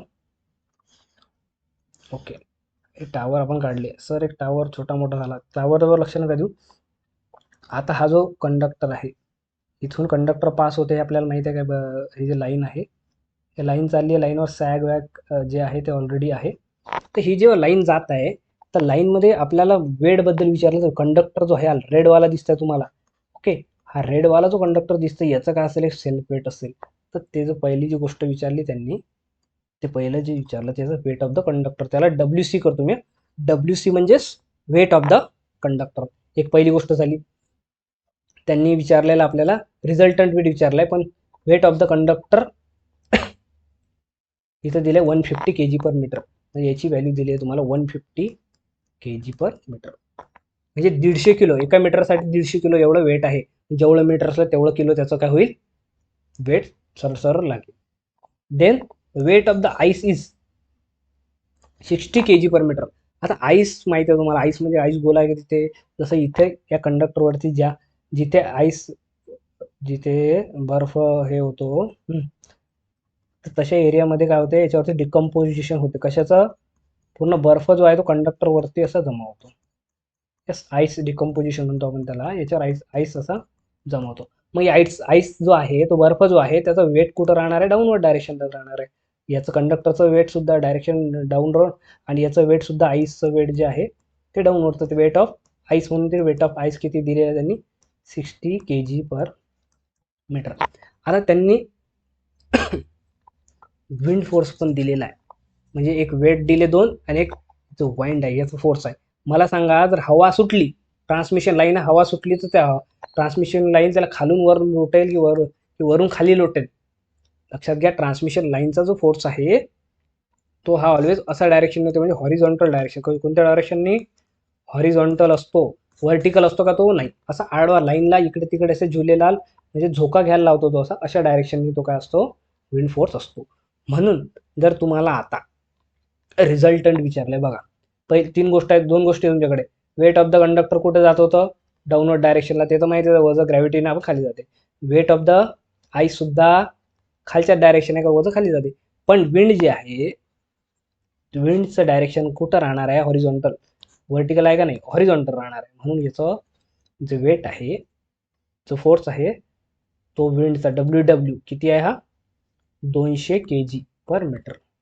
200 kg per metre. आणि या दोघांचे काय दिलेलं आहे ऑलरेडी? 150 kg पर मीटर आणि 60 kg पर मीटर. तर हे दोघे एकाच डायरेक्शनमध्ये ऍक्ट होत आहे, म्हणून दोघांची काय होईल? सरळ सरळ ॲडिशन. या दोघं एकाच डायरेक्शनमध्ये होते, तो म्हणजे याची सरळ सरळ फोर्सचा रिझल्ट आहे. दोघा मिळून तो 150 अधिक 60 किती होता? 150 अधिक 60 210. 210 हा झाला, 220 हा झालाय.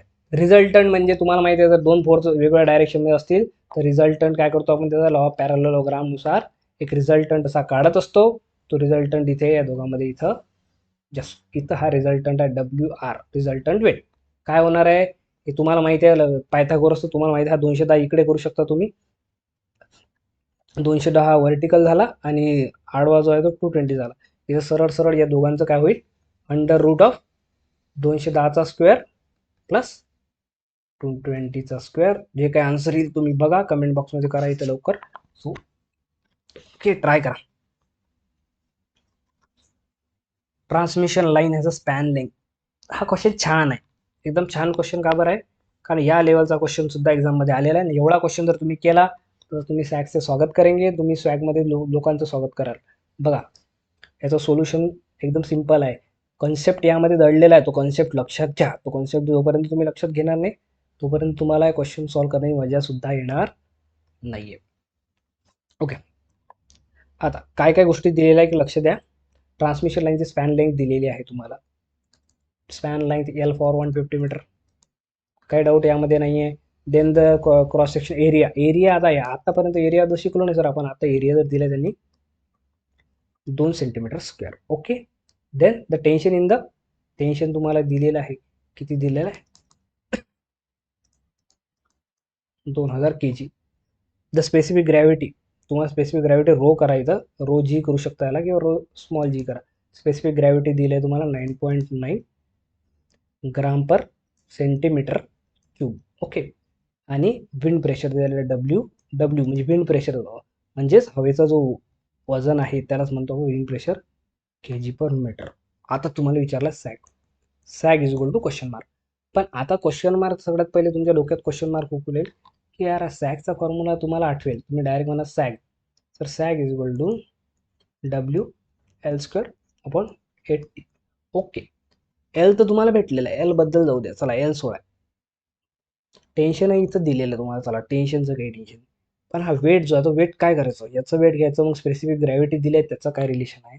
तर हे रिलेशन इथं स्टार करून ठेवा. ही स्टेप जर तुम्ही लक्षात ठेवली तर मग तुम्ही झाले चॅम्पियन झाले यामधले.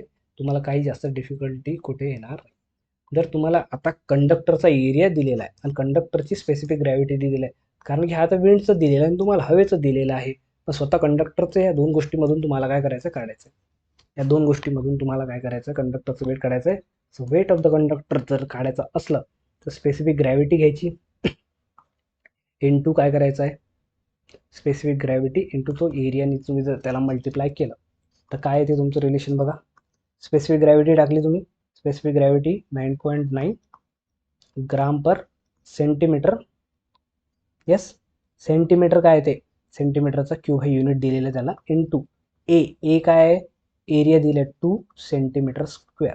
आणि हे वेट ऑफ द कंडक्टर तुम्हाला माहिती आहे डायरेक्ट आपण kg मध्ये नाही पाडत, पर मीटरमध्ये पाडतो. म्हणून आपण या लेंथने याला डायरेक्टली डिवाइडच करतो. काय करतो आपण? कारण weight of the conductor kg per मीटरमध्ये पाहिजे. आपण kg मध्ये जर पाहिजे असलं तर आपण याला व्हॉल्यूमने मल्टिप्लाय केलं असतं, kg पर मीटरमध्ये पाहिजे, लेंथमध्ये पाहिजे, म्हणून याने डिवाइड करतो आपण याला. इथे तुम्ही जर क्यूब हा जर तुम्ही कट केला तर इथं काय भेटते तुम्हाला? यस, ग्राम पर सेंटीमीटर भेटते. तुम्हाला लेंथनी काय करायचं आहे? जेवढी लेंथ आहे त्या लेंथनी त्याला डिवाइड जर केलं तुम्ही, तुम्हाला इथे याचा आन्सर भेटून जाईल. याचा आन्सर जर तुम्ही बघितलं याला तुम्ही सॉल्व केलं 1.98 येतं, काय ते 1.98 kg/m याचा आन्सर येते. आणि हे आन्सर तुम्ही जर सॅगमध्ये टाकलं, आता काय सॅगचा फॉर्म्युला तर सेमच आहे की नाही, सॅगमध्ये तुम्हाला टाकायचं आहे, पण हा वेट ऑफ द कंडक्टर झाला. टोटल वेट पाहिजे ना आपल्याला, डब्ल्यू म्हणजे काय रिझल्टंट वेट असते. So W R resultant weight काय तेच अंडर रूट ऑफ 1.5चा स्क्वेअर आणि वेट ऑफ द कंडक्टरचा स्क्वेअर 1.98. आता हे 1.98 आहे, याला टूही करू शकता तुम्ही. याला 2 जर तुम्ही केलं, त्याचं जर तुम्ही आन्सर सॉल्व केलं तर याचा आन्सर येते 2.5. किती येते आन्सर याचं? It's answer is coming is 2.5. 2.5 येते का बघा. आणि इथे टाकल्यानंतर आता मग तुम्ही, आता तुमचा जो सॅकचा व्हॅल्यू फॉर्म्युला आहे याच्यातला हा डब्ल्यू आर तुमचा रेडी झालेला आहे. एल स्क्वेअर रेडी आहे तुमचा, कारण लेंथ दिलेला आहे आणि टेन्शन तुम्हाला ऑलरेडी स्पेसिफाय केलेला आहे. तो सॅक इज इक्वल टू काय, डब्ल्यू म्हणजे किती आला तुमचा रिझल्टंट डब्ल्यू. तुम्ही एकच डब्ल्यू हा विंडचा घ्यायचा नाही आहे, तुम्हाला रिझल्टंटच काढावा लागतं ऑलवेज. सो रिझल्टंट तुम्ही काढलेला आहे. रिझल्टंट काढल्यानंतर तुम्हाला एल ऑलरेडी दिलेला आहे, म्हणजे 150चा स्क्वेअर आहे इथं. आणि त्यानंतर 8 इंटू टी म्हणजे तुमचं 2000 kg ऑलरेडी दिलं आहे. इथे युनिट लक्षात ठेवायचं, ते जे दिलेलं आहे त्यानुसारच. आणि आपल्याला जर kg/m दिलं आहे तर kg/km आहे किंवा स्पॅन लेंथ आहे, ते युनिट मॅच करायचं. याचा आन्सर काय येते हे कमेंट करा तुम्ही. ओके, सिम्पल हा कन्सेप्ट तुम्ही इथं लर्न केलेला आहे. हा कसं रिलेशन आहे तुम्हाला स्पेसिफिक ग्रॅव्हिटी इंटू, आपल्याला जर प्रॉपर वेट काढायचं इंटू व्हॉल्यूम करतो आपण, पण आपल्याला पर युनिट लेंथ काढायचं म्हणून डिवाइड बाय लेंथ केला आपण. आणि त्यानंतर जे रिलेशन येते त्याचं आन्सर आपल्याला डायरेक्टली कंडक्टर kg/m आपल्याला भेटून जाते. मीटरमध्ये भेटलं, आपण इथे टाकलं. आपल्याला माहिती आहे की कंडक्टरचं वेटही लागेल आणि जो काही त्यावरती ॲक्ट होतात, आईसचा लोड असो किंवा बर्फाचा असो किंवा हवेचा असो किंवा स्वतःचा असो, तिघांच्या याचा रिझल्टंटच निघणार आहे. आणि तोच सॅकच्या फॉर्म्युल्यामध्ये टाकायचा, डायरेक्ट नाही टाकायचा आहे. तर ह्या गोष्टी पण आपण लर्न कधी केल्या नव्हत्या. तर या सिमिलर एक्झाम्पल हे आहे. सिमिलर एक्झाम्पल आहे, चला लवकर पटपट याचं सॉल्व्ह करा. पुन्हा काय दिलेलं आहे, इथं लेंथ ऑफ द स्पॅन 150 दिलेला आहे. इथं तुम्हाला क्रॉस सेक्शन एरिया सुद्धा दिलेला आहे 2 cm² दिलेला आहे. टेन्शन दिलेला आहे तुम्हाला 2500 kg. स्पेसिफिक ग्रॅव्हिटी दिली आहे, समजा जी करतो मी इथे 9. आता इथं व्हॅल्यू सिम्पल दिली, इथं कॅल्क्युलेटरची जरूरत पडणार नाही. म्हणून फक्त कन्सेप्ट जर माहीत असला तुम्हाला तर भरपूर फायदा. विंड प्रेशरला डब्ल्यू केलं इथं 0.87 kg/km/लेंथ. लक्षात घ्यायचं युनिट जे आहे ना kg/m आहे आणि टेन्शनचं युनिट फक्त kg आहे. इथे जर तुम्ही कधी कधी ऑप्शनमध्ये तुमचं आन्सर आलं आणि तुमचं युनिट kgमध्ये येत असेल तर वेट नाही आहे ते, कारण वेट जे स्पेसिफाय केले असते kg/m केलेले असते आणि टेन्शन जे स्पेसिफाय केलेलं आहे ते kgमध्ये असते.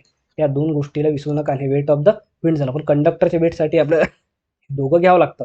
पुन्हा सांगतो तुम्हाला, कंडक्टरच्या वेटसाठी जसं तुम्ही हे दोघं घेतले, ओके, हे दोघं घेतले, स्पेसिफिक ग्रॅव्हिटी टाकली इथं. स्पेसिफिक ग्रॅव्हिटी किती आहे 9.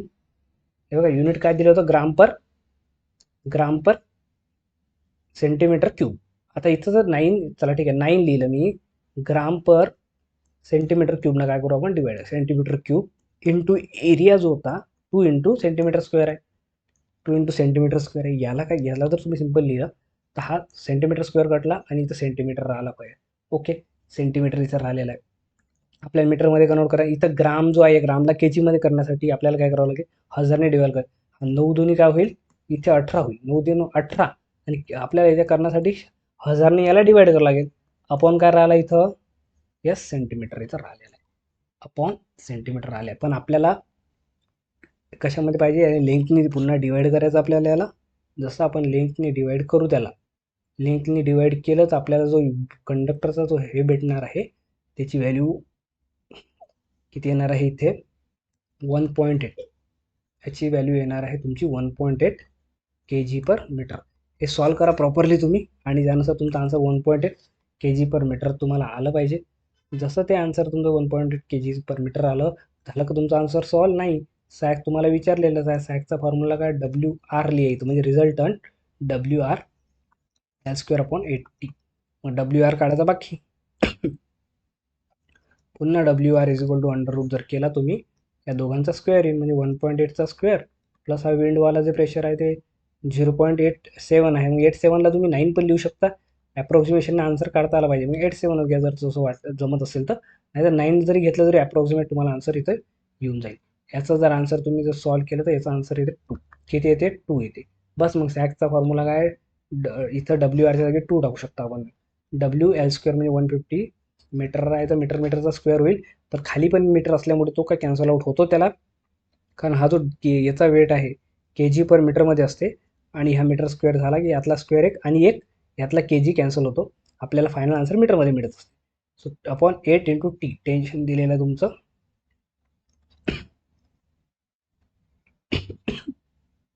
किती आलं 2.25 मीटर याचा आन्सर आला पाहिजे. चेक करा एकदा. Okay next. हा एक क्वेश्चन होता, पण हा क्वेश्चन आपल्या एक्झामसाठी महत्त्वाचा नाही, कारण यामध्ये कॅल्क्युलेटरचा जास्त यूज आहे. म्हणून हा तुम्ही ट्राय करा जमते का, आणि आलं तर ठीक, नाही आलं तरी काही इश्यू नाही आहे क्वेश्चनमध्ये. ओके ट्राय करा. पण तरी स्ट्रिंगिंग चार्ट सांगायचं काम नाही तुम्हाला, की टेन्शन जर तुमचं कमी झालं तर सॅग तुमचा काय, सॅगचं रिलेशन काय इन्व्हर्सली प्रोपोर्शनल आहे. टेन्शन जास्त म्हणजे सॅग कमी. कारण टेन्शन म्हणजे कंडक्टरमध्ये कंडक्टर जेवढ्या ताणलेला गेला तेव्हा सॅग कमी, आणि जेव्हा कंडक्टर कमी ताणला गेला तेव्हा सॅग जास्त. हे काय झालं टेन्शनबद्दल. एक टेम्परेचर टर्म आहे, तर टेम्परेचर आणि टेन्शन हे एकमेकांना जसं टेम्परेचर वाढलं म्हणजे गरम वातावरण झालं, कंडक्टर काय होते टेन्शन कमी होते, लूज पडतात कंडक्टर. टेम्परेचर आणि टेन्शनचं इन्व्हर्सली प्रोपोर्शनल रिलेशन आहे. आणि त्याच रिलेशनमुळे काय झालं, सॅग इज डायरेक्टली टेम्परेचर. म्हणजे जर टेम्परेचर जास्त झाला, टेम्परेचर जास्त म्हणजे वातावरण गरम म्हणजे कंडक्टर लूज पडला, कंडक्टर लूज म्हणजे सॅग जास्त होतो. आणि त्याच उलट जेव्हा टेम्परेचर कमी असतो म्हणजे खूप जास्त कमी टेम्परेचर असतो, तेव्हा काय होतो कंडक्टर एकदम स्टिफ होऊन जातो आणि टेन्शन वाढते. टेन्शन वाढला म्हणजे सॅग सुद्धा कमी होतो. सॅग कमी, टेन्शन वाढला म्हणजे सॅग कमी. जेवढा कंडक्टर टाईट तेवढा झोल कमी, झोल कमी म्हणजे सॅग कमी. रिलेशन बद्दल हे क्वेश्चन आहे 2-4. सॅग ऑफ स्पॅन लेंथच्या स्क्वेअरला प्रोपोर्शनल आहे. हे झाले 2-3 question. Effect of rise in temperature, temperature वाढला, टेम्परेचर वाढला म्हणजे कंडक्टर लूज पडला म्हणजे सॅग वाढू शकते. सो याचा काय आन्सर राहणार आहे तुम्ही कमेंट करा प्लीज. गॅलोपिंग व्हायब्रेशन, गॅलोपिंग जो टर्म येते की ते कंडक्टर व्हायब्रेट करतात, तर ते हाय फ्रिक्वेन्सी असते का लो फ्रिक्वेन्सी असते, ते अँप्लिट्यूड किती असते ते लक्षात घ्या. लो फ्रिक्वेन्सी हाय अँप्लिट्यूड असते. फ्रिक्वेन्सी म्हणजे लो फ्रिक्वेन्सी म्हणजे का फ्रिक्वेन्सी ट्रॅव्हल का नाही. लो फ्रिक्वेन्सी म्हणजे तो असा हळूहळू असा हालते, थोडा थोडा हलका हलका असा डान्स करतात ते. असे असे एकदम असे कंडक्टर दरदर असा हालत नाही, थोडा थोडा असा मुवमेंट असते ते. असं असा झोका जो असतो तो असा झो झो झो झो झो असा झोका घेत राहतात ते.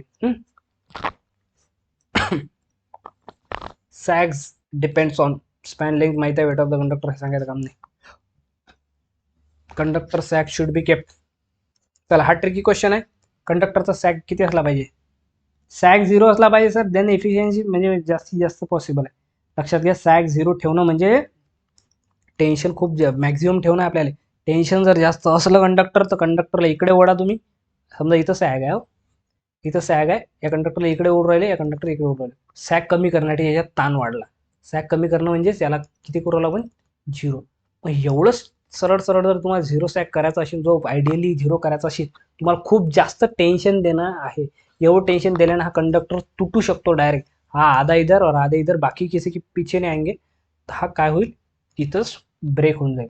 तर हे आपल्याला चालत नाही. म्हणून आपण 0 सॅग नाही, सॅग आपल्याला चालते पण आपला 0 असला पाहिजे का नाही, आपला सॅग नेहमी मिनिमम असला पाहिजे.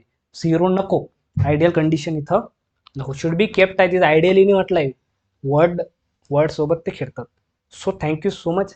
आपण 6 बुस्टर कंप्लीट केल्या. 7व्या मध्ये खूप महत्त्वाचा जो टॉपिक आहे per unit system fault analysis, सर्व प्रकारचे फॉल्ट जे आहे ते आपण कव्हर करू. ते न्यूमेरिकल बघू, पर युनिट सिस्टम झाले ते सर्व, ते आस्पेक्ट आपण करू clear. Okay thank you so much.